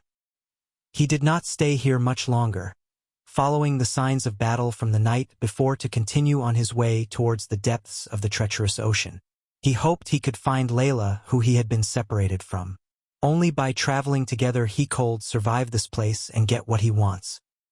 He hurried on his way, but his vigilance did not decrease by the slightest. He would look around for any signs or hidden traps from time to time. Along the way, he found many mutated beings wandering around mindlessly. They were all either core formation or core strengthening stage beings, but with no exception, Michael avoided all of them from afar, without even coming within a 1,000-meter radius. After last night's events, he seriously doubted that the death-kissed aura could completely make him invisible to all these mutated beings. A couple of hours later, he arrived at a mountain range. The forest on and around the mountain was slightly misty, covering a large portion of it. He paid attention to his surroundings as he walked, arriving at the location where he had been separated from Layla very soon. Afterward, he continued inwards. An hour later, he was amidst the mountain range. This was the general region of the treacherous ocean, sandwiched between the outskirts and the center. Only by passing through here could he directly arrive at the depths. He took each step with the utmost caution, expecting a surprise attack. I wonder what else I would find in the depths of this place? Suddenly, Michael paused. His eyes were locked with the boulder that was as tall as a man not too far away. On the boulder grew a plant 1/2 meter long, and from the stalk, there were 2 leaves and a blue flower. His neck hair stood straight up when he laid his eyes on the plant. That's a blue camellia, an extremely rare herb, Michael immediately exclaimed after seeing the flower. He was overjoyed as hurried up to the plant to carefully examine it. This blue camellia seems to have grown for tens of thousands of years here. I knew there must be quite a few rare resources here. This place is freaking dangerous, but it's also an untapped treasure trove, murmured Michael. Afterward, he gently uprooted the plant from the ground. Amateurs would have only picked the flower, but he was not an amateur. He planned to grow the herb in his herbal garden.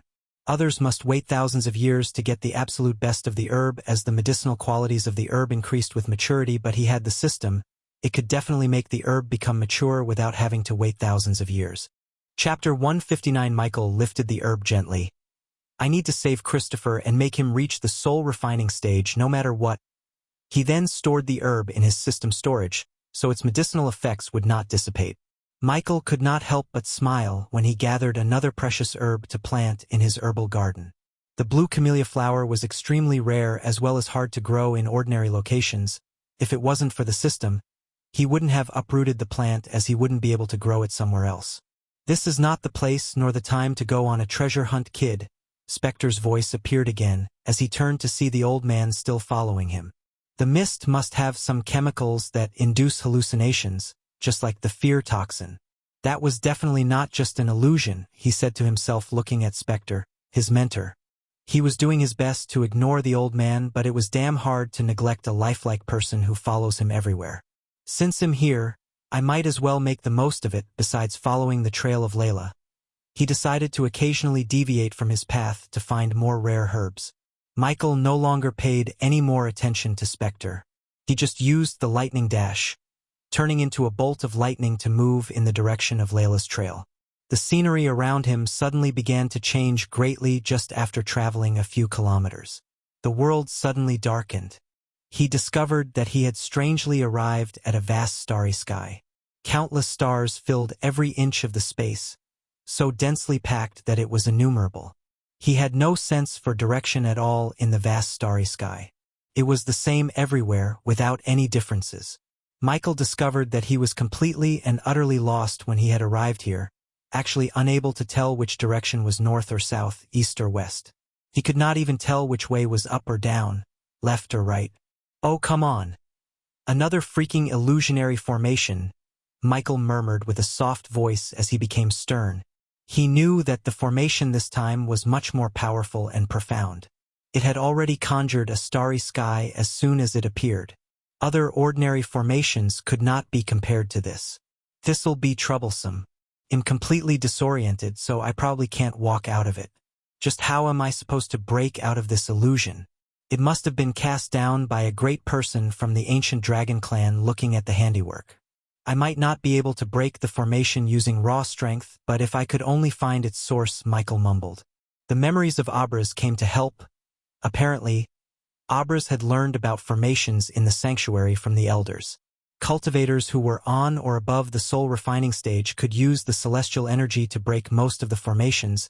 It was the simplest and fail-proof method. Considering Michael didn't have celestial energy in his body, he had to look for a source which is powering the formation. Finding the source would be pretty hard and nearly impossible for others, but him, it was relatively simple thanks to the perception pills. Inside the illusionary formation, he was surrounded by countless stars, as he felt like he was floating in the middle of the freaking Milky Way. All right, where are you hiding? He looked around the stars after eating perception pills like Tic Tacs. Since he maintained a healthy diet, exercise, and his cultivation were regulated through the system, he did not have to worry about polluting his body by taking too many pills. It was one of the perks of having a system. After taking the perception pills, the Milky Way surrounding him became more lucid as he could see each star clearer. All the stars around him were flickering twice in a regular interval. Each star radiated a unique color. None looked similar to another one. Staring at thousands, even millions of stars, his head ached as he rubbed his temples. Eventually, after a few hours of studying the patterns of the flickering stars, he found a star in the distance that flickered a millisecond faster than the others. This difference would have been impossible to find out if it wasn't for the perception pills. Locking his gaze at the star, he felt a sense of accomplishment.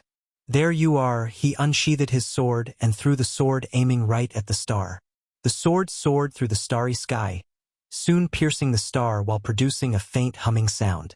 After the sword pierced the star, he only felt the wild whistling of the wind, and soon afterward, his vision suddenly brightened. He had already left the illusion of the starry sky, returning to the treacherous ocean once again. Around him stood the familiar mountains and hills. Heck yeah! He couldn't help but shout with a sense of pride after breaking the formation without depending on Layla. However, he did not dare to linger any longer. Lightning Dash, he activated the spell, turning himself into a bolt of lightning before advancing through the depths of the mountain at an extremely great speed. Soon enough, he stopped before a small, 3-meter-tall tree. The tree was neither too wide nor too thin. It was a healthy tree with dense leaves and thick branches, and through the dense thicket were a few, fist-sized red fruits, slightly obscured by the leaves.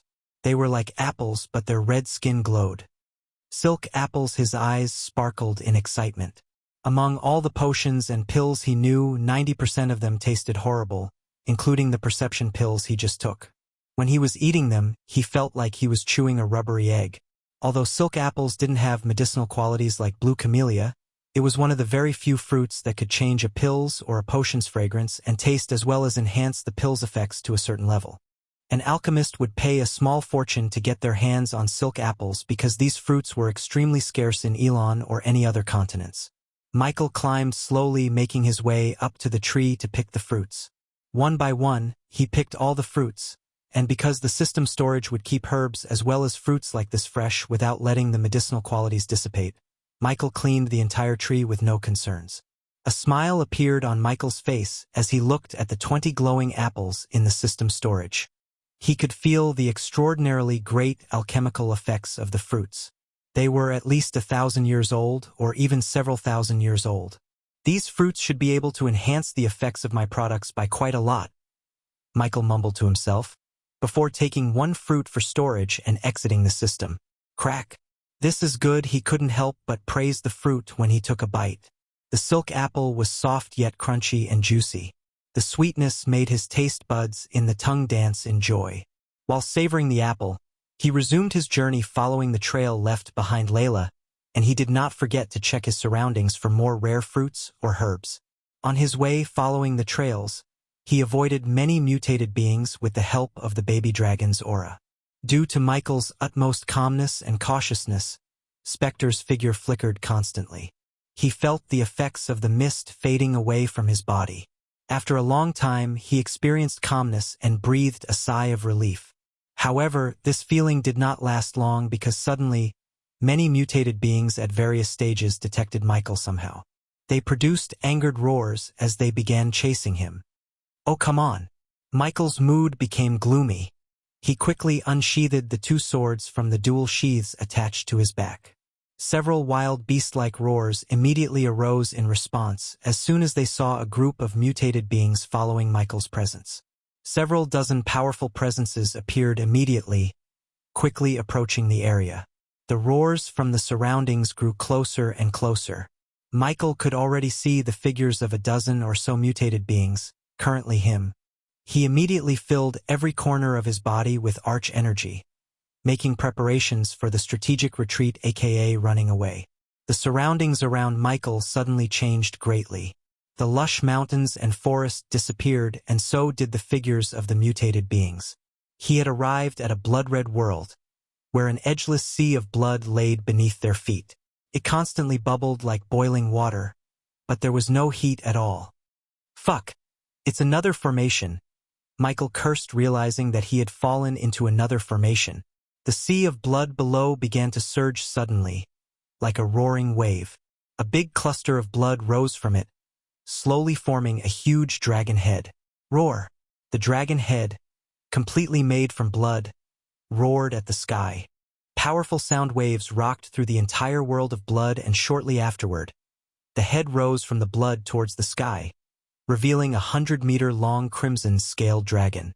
He felt like he was in the Hobbit movie, only this time it was terrifying. Although this dragon resembled Smaug, the dragon in the Hobbit movie, this dragon was at least 5 times bigger, meaner, and frightening.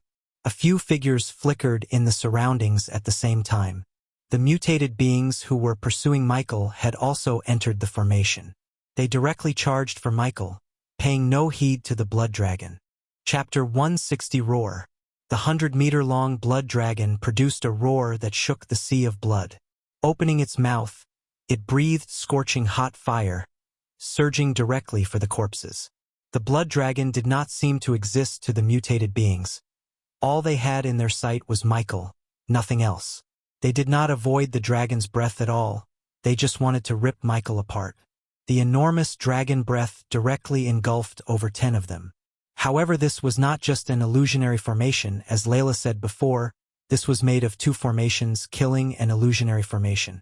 Therefore, the fire ate away a large portion of the mutated beings' bodies as Michael watched on in shock.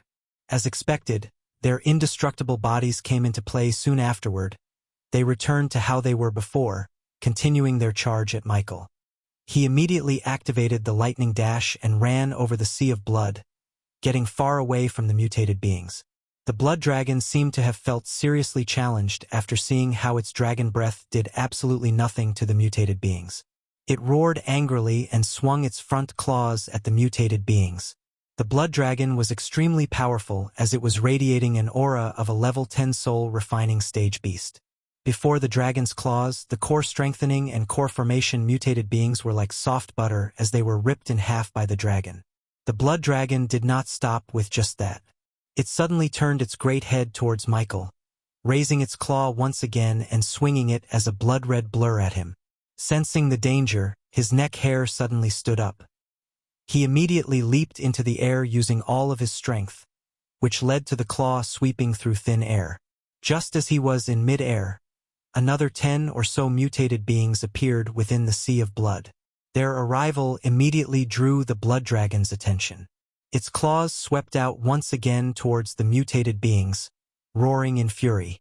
Shit, shit, shit! He was jumping around, barely escaping both the dragon and the mutated beings. The only thing that helped him was the vast number of mutated beings that kept the blood dragon from targeting him. He was running out of perception pills, but he was not in the state to worry about that. Swallowing a couple of pills again, he focused on finding the formation source while evading the attacks. Although he used the lightning dash and was very agile, the mutated beings were still able to land some attacks. System, keep the healing potions coming. He was gulping the healing potion and saving it in his mouth. Every time he sensed that he can't evade, he would immediately swallow the healing potion in his mouth, so it would keep him from being severely wounded yet. His skin has slightly turned pale due to the blood loss. At the moment, there were numerous bloody wounds in his body and the black Neo suit was in a very sorry state. He was soaked in blood, and there was not a single place in his body that remained untouched by his blood. What restricted his movements more was the baby dragon in his pocket.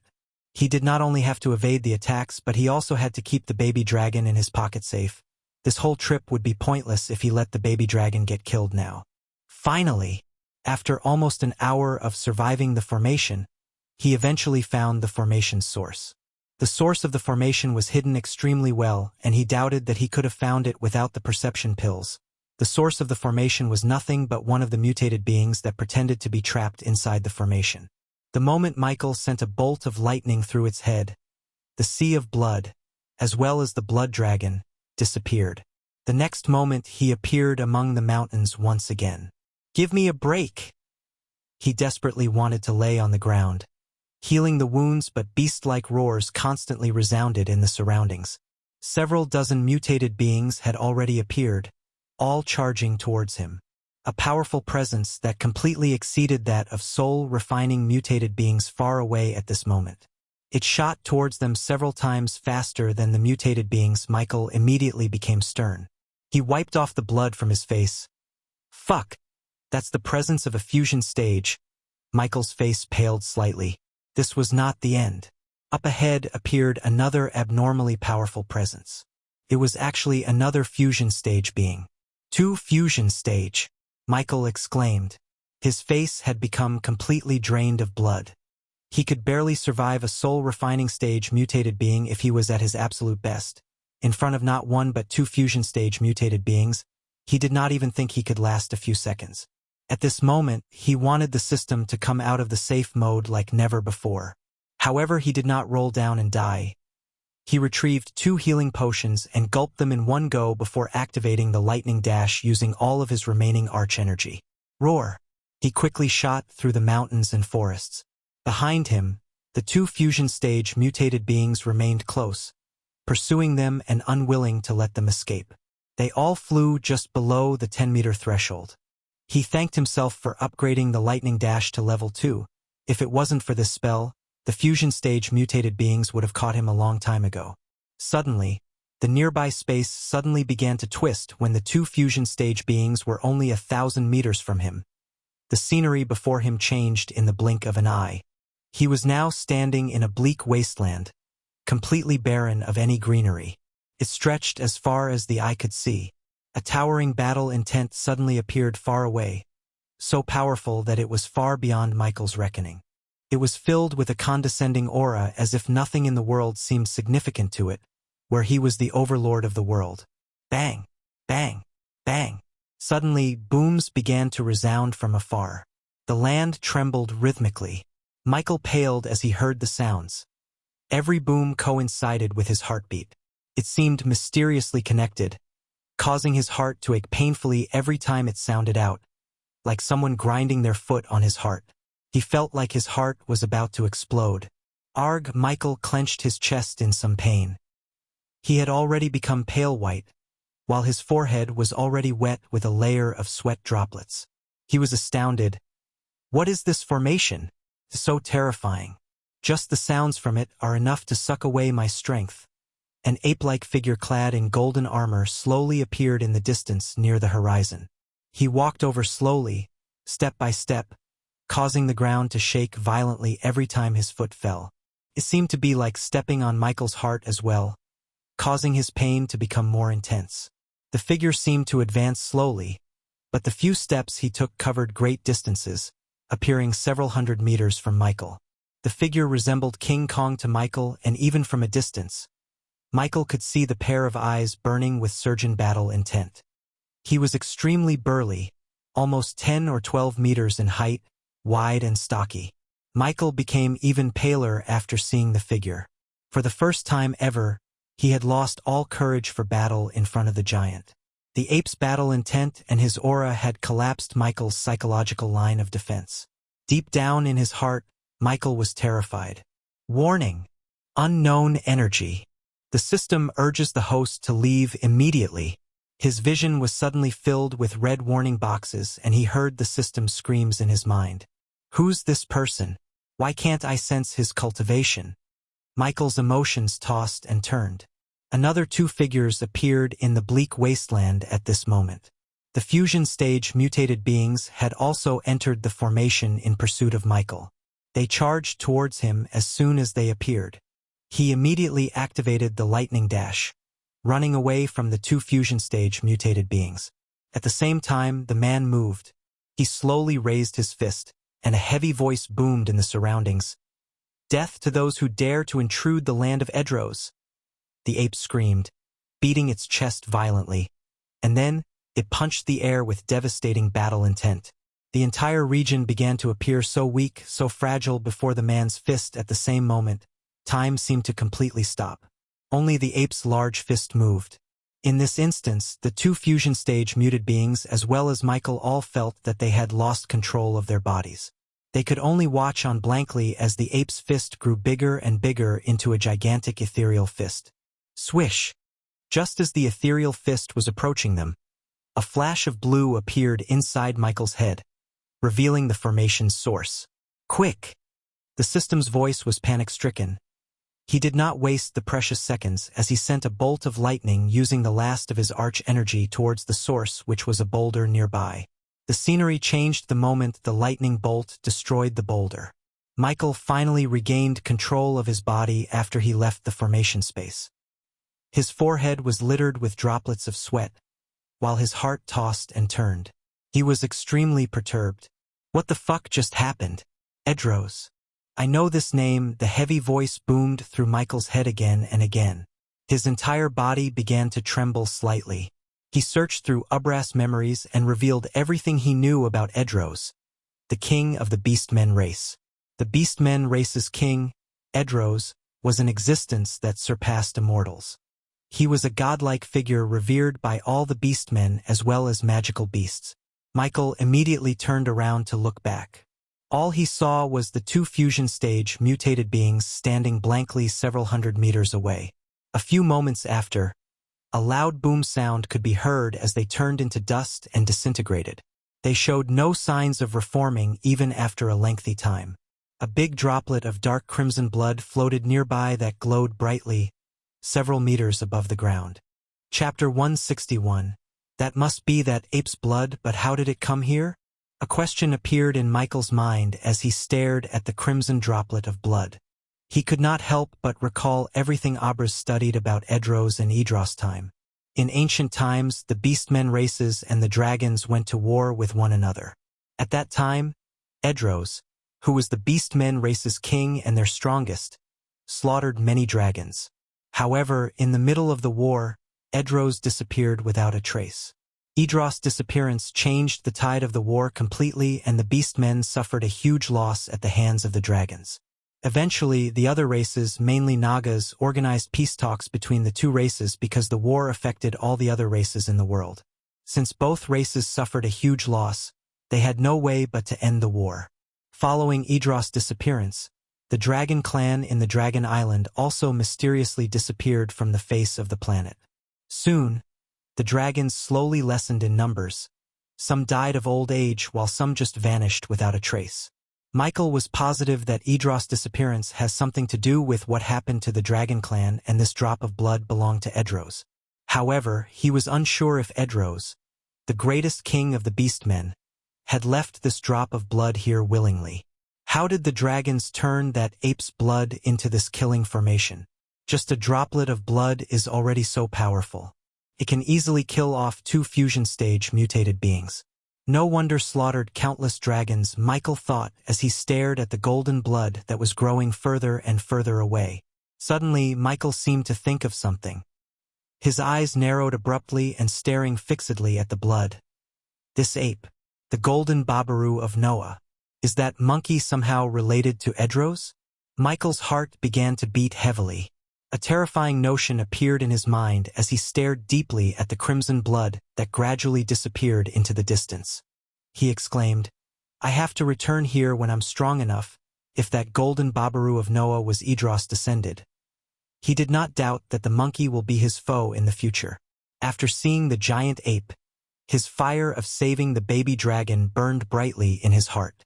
With the system's help, he would turn the baby dragon into the biggest, baddest dragon this world has ever seen.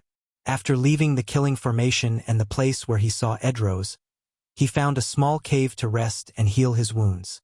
Luckily, he never tripped any formations on his way to the cave. He did find several mutated beings, but he was able to avoid them.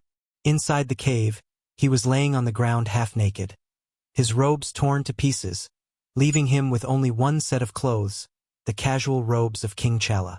After cleaning his body using arch energy, he put on the robes. Creech. Michael tore his black coat to get a long strip and then he tied the baby dragon onto his chest using the cloth. Suddenly his eyes narrowed, sensing the space several kilometers away being distorted.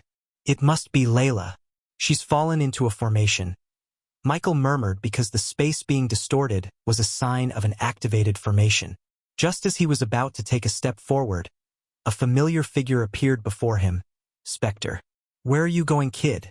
Don't risk your life trying to save a woman you barely know. It's not your style. Shut up. Michael understood what the old man was trying to imply. He tried to ignore the old man as he began to walk outside of the cave. Just let the woman. It's easy for you, isn't it? After all, you killed the only woman you loved. His steps were halted by the old man's words. Flames of fury and sadness emerged in Michael's eyes as he clenched his fists. Don't! His body was slightly shivering in anger. Images of a girl in her bathrobes on a bed flashed across his mind. The girl's white bathrobes and the bed underneath her were turned red by her own blood. There were 2 bullet holes on her chest and 1 bullet hole right between her eyes. He looked down to see a gun flicker in his hand. It was Michael who shot the girl. You killed your brothers, sisters, and the girl you loved because of a bunch of orphans. Spectre's voice fanned the flames burning in his heart, making him lose his calm. They were not my brothers and sisters, and she knew what was going to happen. He stuttered in anger. If it wasn't for her distracting me, I would have saved the orphanage, all those kids, and all those people. Go away, he shouted, taking a few deep breaths to calm himself. He did not want to get distracted by Spectre, as any distractions inside the formation would lead to nothing but death. Lightning dash. Soon after he reached the cave's mouth, he activated the lightning dash, turning himself into a bolt of lightning. He then moved in the direction of the distorted space. Eventually, after running for a few minutes, an indistinct violet figure attracted Michael's attention in the blurry, distorted space. Just as he guessed, it was Layla, who was stuck in a formation in the distance. Without any hesitation, he charged at the formation, looking at the several soul-refining mutated beings who were heading towards Layla. After a couple of minutes, his surroundings turned gray and hazy in a blink of an eye, indicating that he had entered the formation. Layla levitated 1 meter in the air with her legs crossed, while the unadorned angel's vina laid on her hands. 10 elegant white fingers formed blurry afterimages, quickly playing the first 6 strings of the vina. She produced notes after notes hurriedly, while the 7th vina string would also be struck from time to time. It would result in violent rumbles in the surroundings. Layla became extremely grim, and her forehead was already covered in a layer of sweat. She had continued into the depths after she had been separated from Michael the night before. She had accidentally fallen into a powerful formation, one of the powerful formations of the Dragon Clan. It has been well known since ancient times. It was the absolute killing formation, the Wrath of 100 Dragons. It was said that in ancient times, several half-immortals of the Beastmen race died to this exact formation, achieving wide renown. It was known as one of the deadliest formations in the world. Deafening dragon roars constantly boomed through the illusionary hazy space.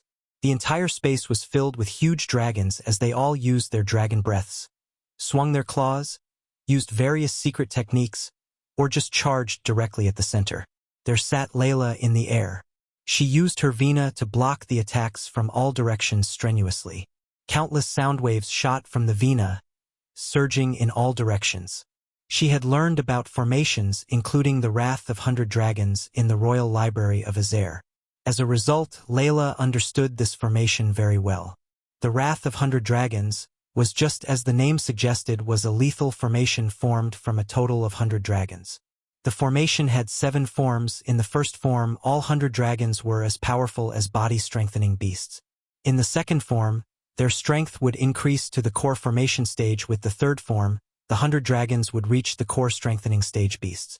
The fourth, fifth, sixth, and seventh forms would respectively make the 100 dragons reach the soul refining, fusion stage, half-immortal, and immortal stage. I hope this formation is not a complete one, Layla prayed in her heart. She was still able to forcefully break through the third form if she burned her vitality greatly, but once it reached the fourth form, it would be certain death for her. She had already been trapped in the formation for several hours. In this time, she broke through the first and second forms of the formation by herself. She currently faced the third form. Roar! Suddenly, all the 100 dragons in the formation roared at the sky together, and then streams of scorching hot fire shot out of their mouths. Soft whisperings drowned the space, and vast energy radiated from the dragons, filling the entire region. They've started to use the dragon's breath, Layla murmured.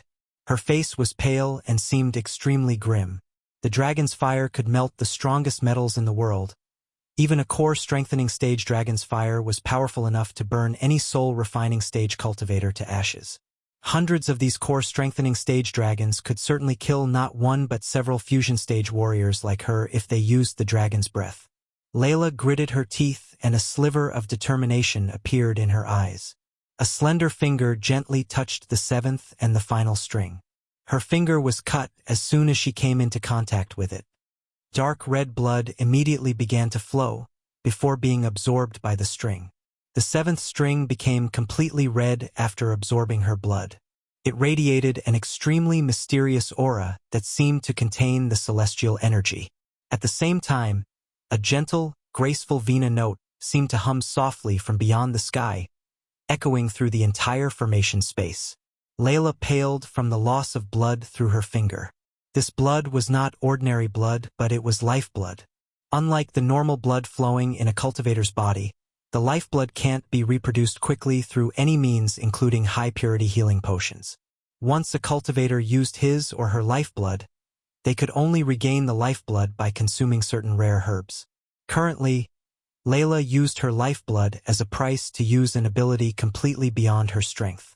Roar! 100 dragons produced an earth-shaking roar.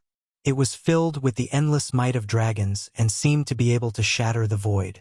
It created countless sound waves, layering upon one another in the formation space as it quickly radiated towards Layla with an aura of absolute destruction. Layla gently struck the seventh string at the same time. Ding! The sound produced by the vina echoed through the mountains and forests. It was only a musical note, yet it contained great power.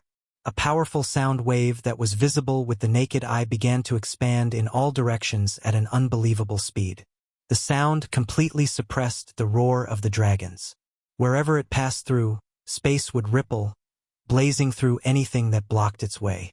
It surged towards 100 dragons like a hot knife through butter, gently colliding with them.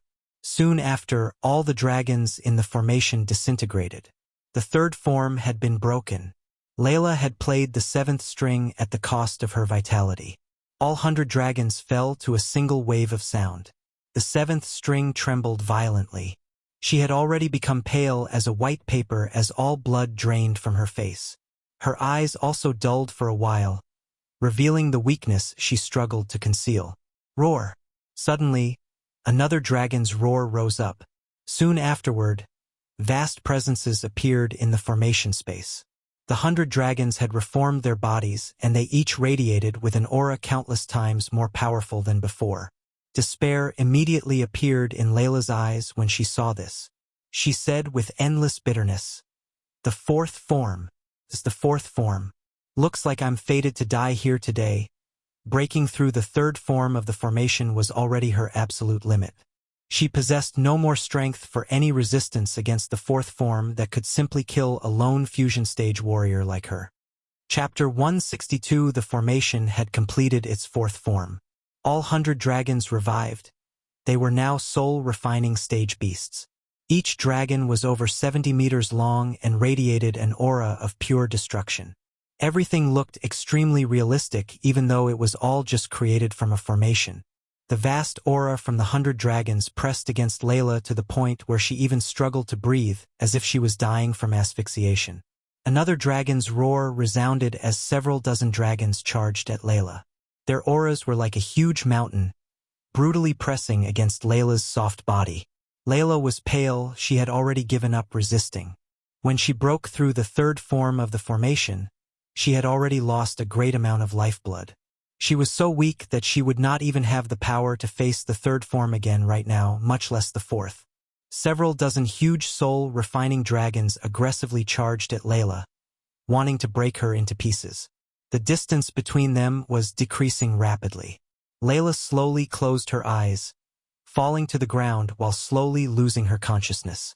Her heart was filled with an unwillingness to give in, but she had no power to resist the fourth form. Just when she was about to accept her fate, a golden bolt of lightning flashed in the hazy space when the dragons were 100 meters away from her. Michael directly charged into the formation space, with one goal in his mind: save Layla. As soon as he entered, the scene before him changed drastically. He saw the might of the killing formation clearly. He appeared right beside Layla, so everything he saw was exactly what Layla was experiencing. A few dragons had already flown over, swinging their huge dragon claws filled with a force capable of shattering the void at him. The claws were already less than 10 meters from their heads. Time was of the essence. If he wanted to save her and escape this formation, he had to find the formation's source. He did not have the time to say anything as he lifted her from the ground. Lightning dash. All of his hair suddenly stood up like he was zapped. He sensed the great danger rapidly drawing closer and closer with each passing second. While carrying her in his arms, he activated the lightning dash before swallowing the remaining perception pills he had. When Layla was surrounded by the death-kissed aura, the 100 dragons in the formation lost their target as they suddenly looked confused. A small sigh of relief escaped his mouth when he saw the confused look on the gigantic creatures. However, he did not waste any seconds as he paid closer attention to every nook and cranny in the formation to find the source. After losing their initial target, the 100 dragons turned their attention towards the mindless mutated beings who had rushed into the formation. While the mutated beings were being disintegrated by the dragon's breaths, Michael was searching for the source. There it is. Lady Luck was with him this time as he found out the source sooner than he expected. The source was a small stone that was laying on the ground in plain sight. Thanks to his heightened senses due to the perception pills, he identified the stone as the source before sending a bolt of lightning at the stone. The moment the bolt of lightning hit the stone, the scenery around him changed in a blink of an eye, and without him knowing, he was teleported away from where he was. Realizing he escaped the formation and somewhat understood that he was teleported, he sucked in a deep breath, slowly calming himself. Just as he sucked in that breath, he smelt a vague fragrance. His attention, which had been focused on the experience in the formation from before, was directed toward Layla. Currently, Layla had collapsed on Michael's body powerlessly. Her slightly warm body pressed closely to Michael's toned chest, her face pale and her eyes dull. She was extremely weak. Breaking the third form of the formation before had cost her dearly, to the point where she did not even have the power to move. The angel's vina that she always carried had disappeared too, returning inside her body. Feeling Layla's soft body and the fragrance, his heartbeat increased a little, which was not surprising because any man would tremble, or at least slightly, if they saw a gorgeous woman like Layla. She had always been a dignified, saintly, and divine woman to Michael.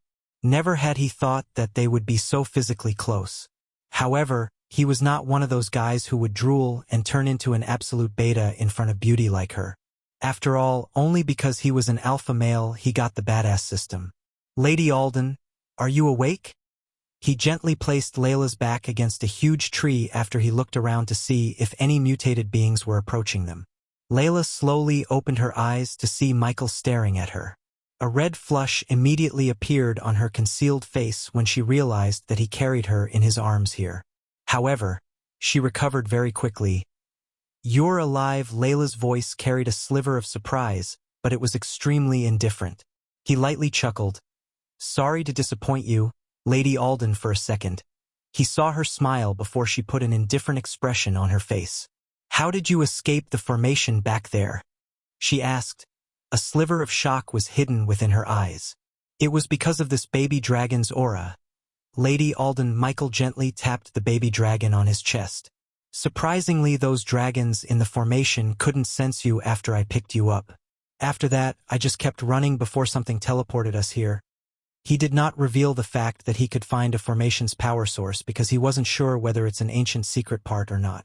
He believed it's safe not to say anything until he himself confirms this with Gaia, his most trusted advisor. You must have triggered something, Layla said after staring at him doubtfully for a few seconds. She couldn't find any explanations for how he escaped, as she thought that he was just lucky. A beast-like roar suddenly appeared from the distance as Layla wanted to continue her questions. Her eyes narrowed abruptly when heard the roars. Her face became grim once again. She said softly, "I've already used a large portion of my lifeblood battling those dragons. I can't fight another battle until I regain at least some of my lost energy and lifeblood." "It's okay, Lady Alden. Can you at least move?" As he expected, he slowly shook her head, trying not to look embarrassed. "So, Lady Alden." He didn't finish the sentence, but she knew what he was implying, and even though she understood that she had to be carried, she couldn't help but hesitate. The roars in the distance became louder and louder. "Lady Alden, we cannot waste any more time. Please let me." His smile disappeared from his face as a stern occupied his face. He then directly lifted her up before she could even nod, because this was not the time for her to play shy princess. Her body slightly trembled in his arms while a tint of redness appeared on her rosy cheeks. He did not notice the changes on her face. He was busy running away from the mutated beings while hoping not to trigger any more formations. Along the way, Layla witnessed the terrifying power of the movement spell he's using. It really surprised her and made her wonder if this is an epic or legendary spell. Even with his body-strengthening stage cultivation, the spell exhibited a shocking level of potential. After he began to lose sight of the mutated beings that were following them, he stopped occasionally to collect as many precious herbs as he could. It must be mentioned that there really were many rare resources in the treacherous ocean. Herbs with a maturity of 1,000 years were basically everywhere. Only after running for several hours did he stop. Layla essentially spent the entire time meditating in his arms, eyes closed to regain some of her energy. She was the person most at leisure. At dusk, Michael found another cave to settle down in. The pitch-black cave only had a single luminous pearl as a light source. The weakened Layla sat in a slightly dark corner, still recovering silently with her eyes closed. "Take these, Lady Alden. Although it won't help you regain your lifeblood, it will heal your body." Layla heard a warm voice. Michael squatted beside her with a few healing potions in his hand. She could not help but think of the scene where he carried her as they fled from the mutated beings earlier in the day right now. Layla slowly opened her eyes.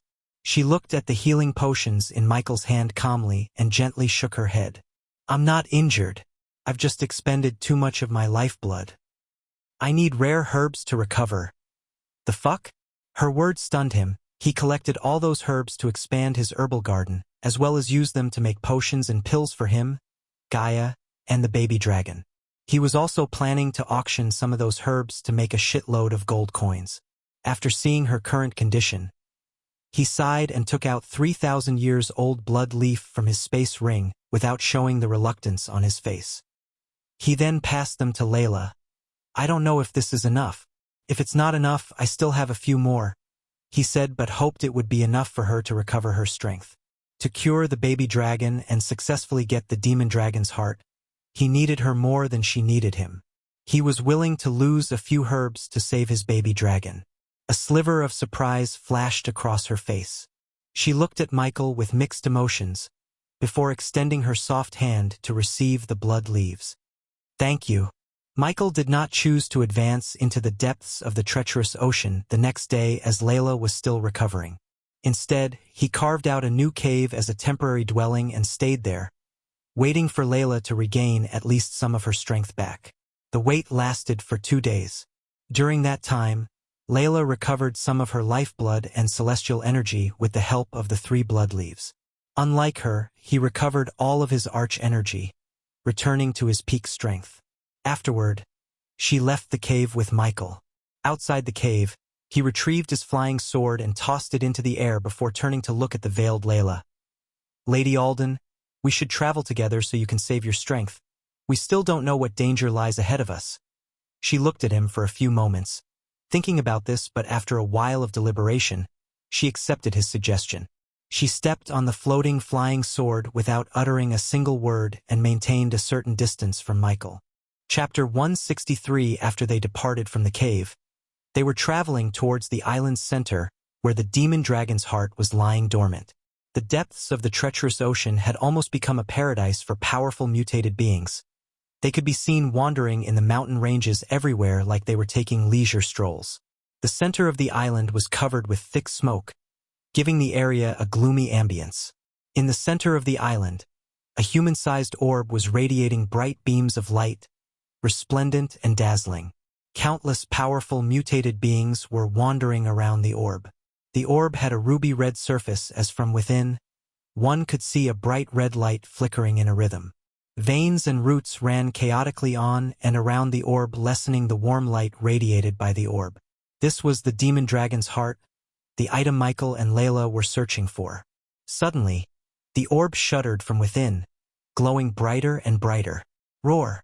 At this moment, no matter if it were the powerful mutated beings closer to the orb or those roaming on the outskirts of the island, they all roared loudly. Several tens of thousands, or even hundreds of thousands of mutated beings roared together. This commotion could literally be described as earth-shaking, causing mountain ranges to fall and the void to collapse purely from the sound. The roars from several tens of thousands of powerful mutated beings were filled with absolute hatred for some unknown reason. The treacherous ocean's appearance was finally changed at this very moment after countless years. The entire island shook violently, the ground jolting and opening up chasms thousands of meters deep. Many of the surrounding mountains directly exploded as they could not withstand the roars of over 10,000 powerful mutated beings. The mountains and forests turned into a mess. Following closely, the powerful mutated beings still roaming outside roared angrily, flying toward the orb as fast as their limbs allowed them to. While the mutated beings were chaotically running around, two figures were slowly walking through the mist towards the glowing orb.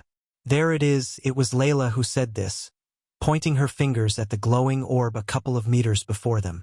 Michael closely followed Layla while cautiously looking at all the wandering mutated beings in the area. His heart was pounding against his chest in fear because all of the mutated beings were at least at the soul refining stage, and he could even see a few level 10 fusion stage mutated beings guarding the orb. He had no more saliva to swallow as his mouth became dry. Any single of the mutated being could end their life right now if they detected their presence. After recalling the events that happened in the treacherous ocean, he identified only when he was alone that the mutated beings were able to detect him, but when he's with Layla, the death-kissed aura proved to be effective. The two of them took each step with utmost cautiousness, avoiding the gazes of the mutated beings. Currently, thousands of powerful mutated beings roared at the sky above them. Step by step, they got closer to the orb. Michael felt the warm energy coming from the orb, and soon, he could hear a faint heart-beating sound. "Place the dragon on the heart," she whispered to him. He grabbed the baby dragon tied to his chest as gently and silently as he could before placing the baby dragon on the orb. The moment the baby dragon's body touched the orb, it began to tremble violently, producing an unearthly humming sound. His heart skipped a beat, fearing the commotion would draw the attention of these wandering mutated beings. Just as he was about to reach for the swords, Layla grabbed his hands, shaking her head. "What now?" he whispered, but instead of answering him back, she just gently tapped his shoulder, wordlessly telling him to wait. Calming himself down, he just stared at the baby dragon who was lying on the orb, absorbing the heat coming from it. Crack, crack, crack. Suddenly, the orb began to crack, producing crackling noises. The veins and roots on the orb's surface retracted themselves while the cracks got wider and wider. He started to sweat under his robes, fearing that they were going to notice them, but fortunately, the mutated beings were oblivious to what's happening. "Look," Layla tapped at his shoulder to turn his gaze away from the mutated beings to the baby dragon. His eyes immediately widened in shock and surprise as the baby dragon's grayish scales began to revert back to their original shiny crimson-red scales at a visible speed.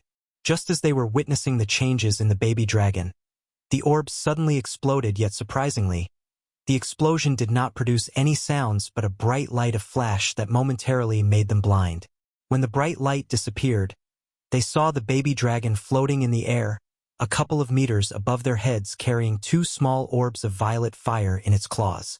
Locking her eyes with the 2 orbs of violet fire, Layla raised her hand at the baby dragon as he slowly flew towards her.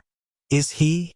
"Yes, he's cured," Layla said indifferently without taking her eyes off the violet fire orbs. A relieved smile appeared on his face. He did not care for the 2 violet fire orbs as much as he cared for the baby dragon. After everything that he went through, he expected something dramatic to happen before curing the baby dragon, but contrary to his expectation, the baby dragon got cured by the demon dragon's heart in a couple of minutes. He was cradling the baby dragon as if he was his baby, and beside him, Layla immediately put the 2 fire orbs in her space ring. "So those 2 balls of fire," his voice trailed away. "Demon dragon's heart?" she said, sighing in relief. Although this trip was extremely dangerous and she nearly lost her life, in the end, it was all worth it because she got not 1 but 2 demon dragon hearts. To suppress Christopher's curse, she only needed the energy of half the demon dragon heart. The remaining energy would be enough for her to break through from level 4 to level 6 of the fusion stage. Michael noticed the changes in her facial expression, and he knew it was because of the 2 orbs of fires she put in her space ring. If he had the power, he would have at least taken 1 of them, but for now, if she decided not to share them with him, he could do nothing.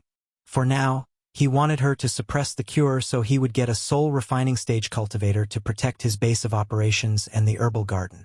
The lesson of no freebies in the world suited not only the Earth but also here, and in fact, it suited more for this world than Earth, as every cultivator he met in this world has their own schemes and they would rarely lift a finger unless they have something to gain. The demon dragon hearts was her payment for leading him here, though she would have died if it wasn't for him. However, he too couldn't have survived alone without her help, so he was okay with her taking the demon dragon hearts. "Let's leave this place." He did not need any push, as he couldn't wait to leave this forsaken place, at least for now. When he was about to turn back to go in the direction where they came, Layla shook her head. "There should be an ancient teleportation array set by the Dragon Clan if we go in that direction." She pointed at the direction further into the island, and noticing the worried look on his face, she reassured, "Don't worry, I can sense the array's faint energy. Besides, in this direction, there will be no more formations from here on." The part where she said no more formation instantly made him agree to her plan because he hated formation and ran out of perception pills. "Come," she said before taking out 1 of the demon dragon hearts from her space ring, "so the mutated beings won't attack them." The demon dragon heart substituted the death-kissed aura, only it was better and effective. Having come this far, he had completed what he needed to do in the treacherous ocean. No matter if it was the extremely valuable herbs or curing the baby dragon or reaching the higher levels in cultivation, he had gained more than he initially expected. The herbs, in particular, the dozens of herbs, all approached thousands of years in maturity, and combined with the fact that they were almost unobtainable anywhere else, it made them even more valuable. Each herb he picked was like a priceless treasure on the continent. Soon afterward, he followed Layla behind towards the teleportation array, carrying the baby dragon in his arms. When he first met the baby dragon, it was barely radiating an aura of a level 1 arch sensing stage, but now, his energy was slowly and steadily climbing high as he already reached level 8 of the arch sensing stage. Michael realized that it was the illness that was stopping the baby dragon from reaching a higher stage, and by inspecting the baby dragon's body, he noticed the changes in his wings. His weak and frail wings had now become strong and firm. He could tell that soon after he woke up, he could fly like an actual dragon, and also Michael expected him to breathe fire. Imagining the things he expected the baby dragon to do, he walked behind Layla further into the Dragon Island. Chapter 164. Through the gloomy mist and forest filled with gigantic ominous black trees, Michael followed her towards the teleportation array that was supposed to teleport them back to somewhere in the Azer continent. The baby dragon was still asleep in Michael's arms, having no ideas of the dangers around him. They both uttered no words, as although they had the demon dragon heart's aura around them, They took no chance by chit-chatting. Therefore, the journey was pretty gloomy and silent. Eventually, after walking for several hours, they walked out of the forest in the middle region of the treacherous ocean. After walking out of the forest, they were welcomed by a narrow path between two gigantic mountains. After pondering slightly, she said, "If I recall correctly, this path between the Ostium Mountains will lead us to the Twilight Ground, and from there we can go to the teleportation array. Remember, it's extremely dangerous inside it.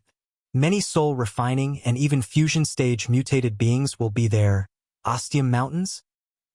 He was slightly surprised to hear the name because Ostium was one of the requirements to upgrade the Dawnbringer to level 2. "Lady Layla, is it possible for me to collect some Ostium here?"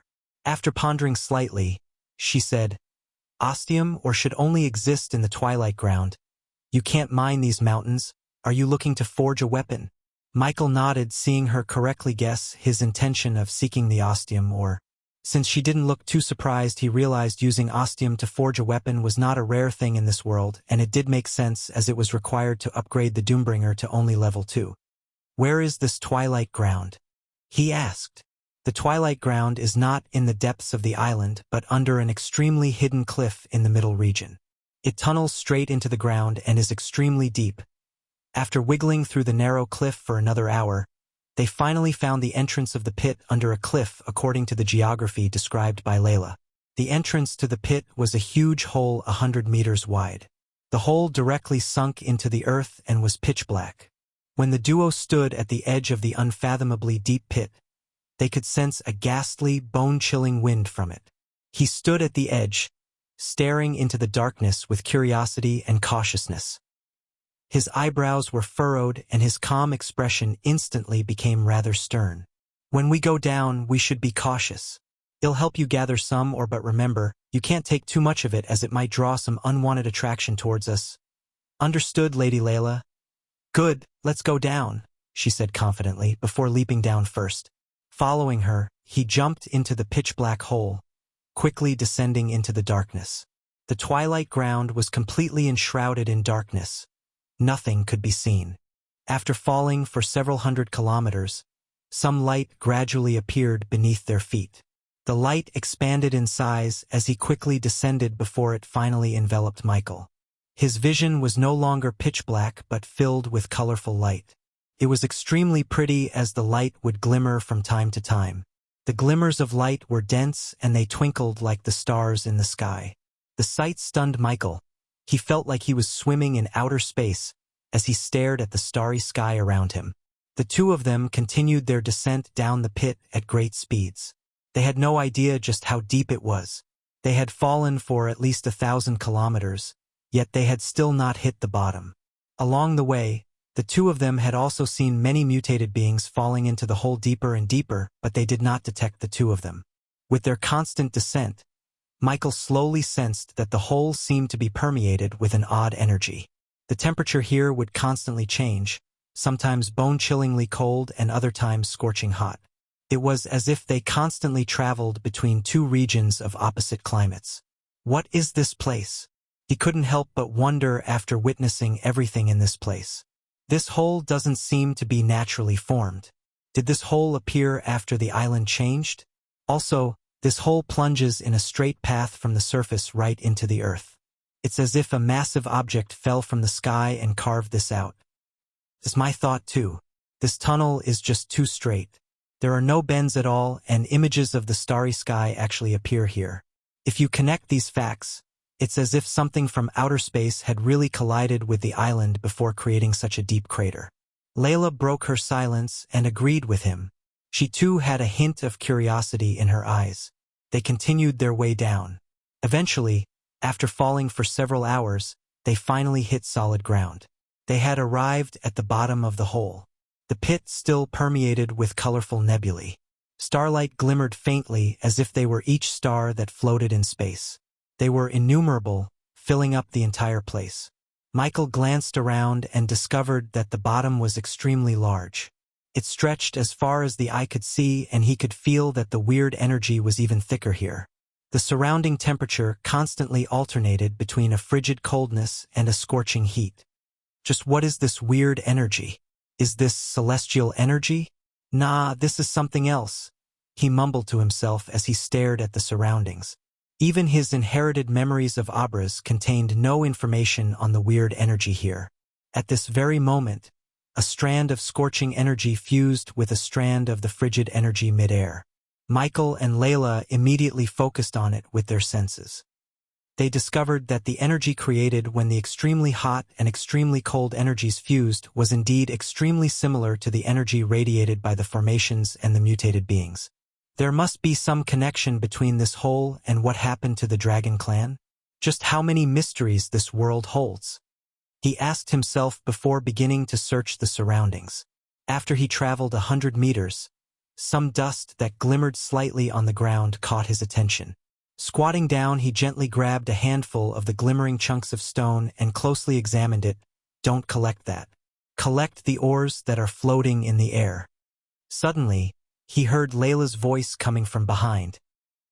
He glanced at the pebbles of ostium in his hand and then looked toward the glimmering ores that floated in midair like stars. Although the glimmering ores of ostium in the air were much smaller than the ores on the ground, they glowed brighter than those on the ground. Those ostium ores floating in the sky are purer than the ores on the ground, she said, and then she moved away from him to quench her curiosity about this place. Glancing at the ores in his hand, he hesitated slightly. He did not throw them away, but instead, he put them into his system storage. Then, he began to collect the ostium ores floating in the sky. As the ores in the air were extremely well dispersed, his speed of collecting them was not great and their small size did not help him.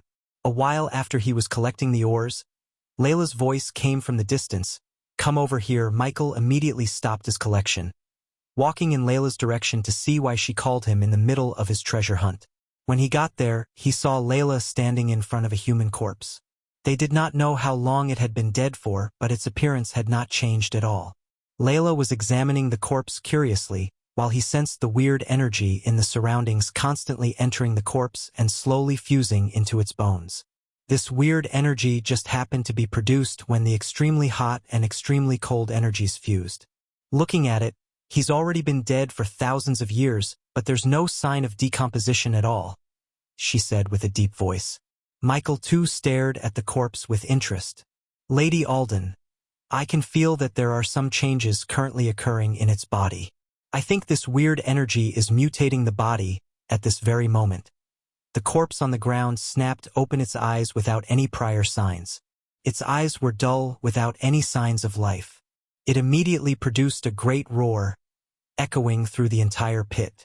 Afterward, it slowly stood up from the ground and turned its head like it was scanning its surroundings. His hands were already reaching for the swords, but Layla shook her head, wordlessly telling him not to do anything.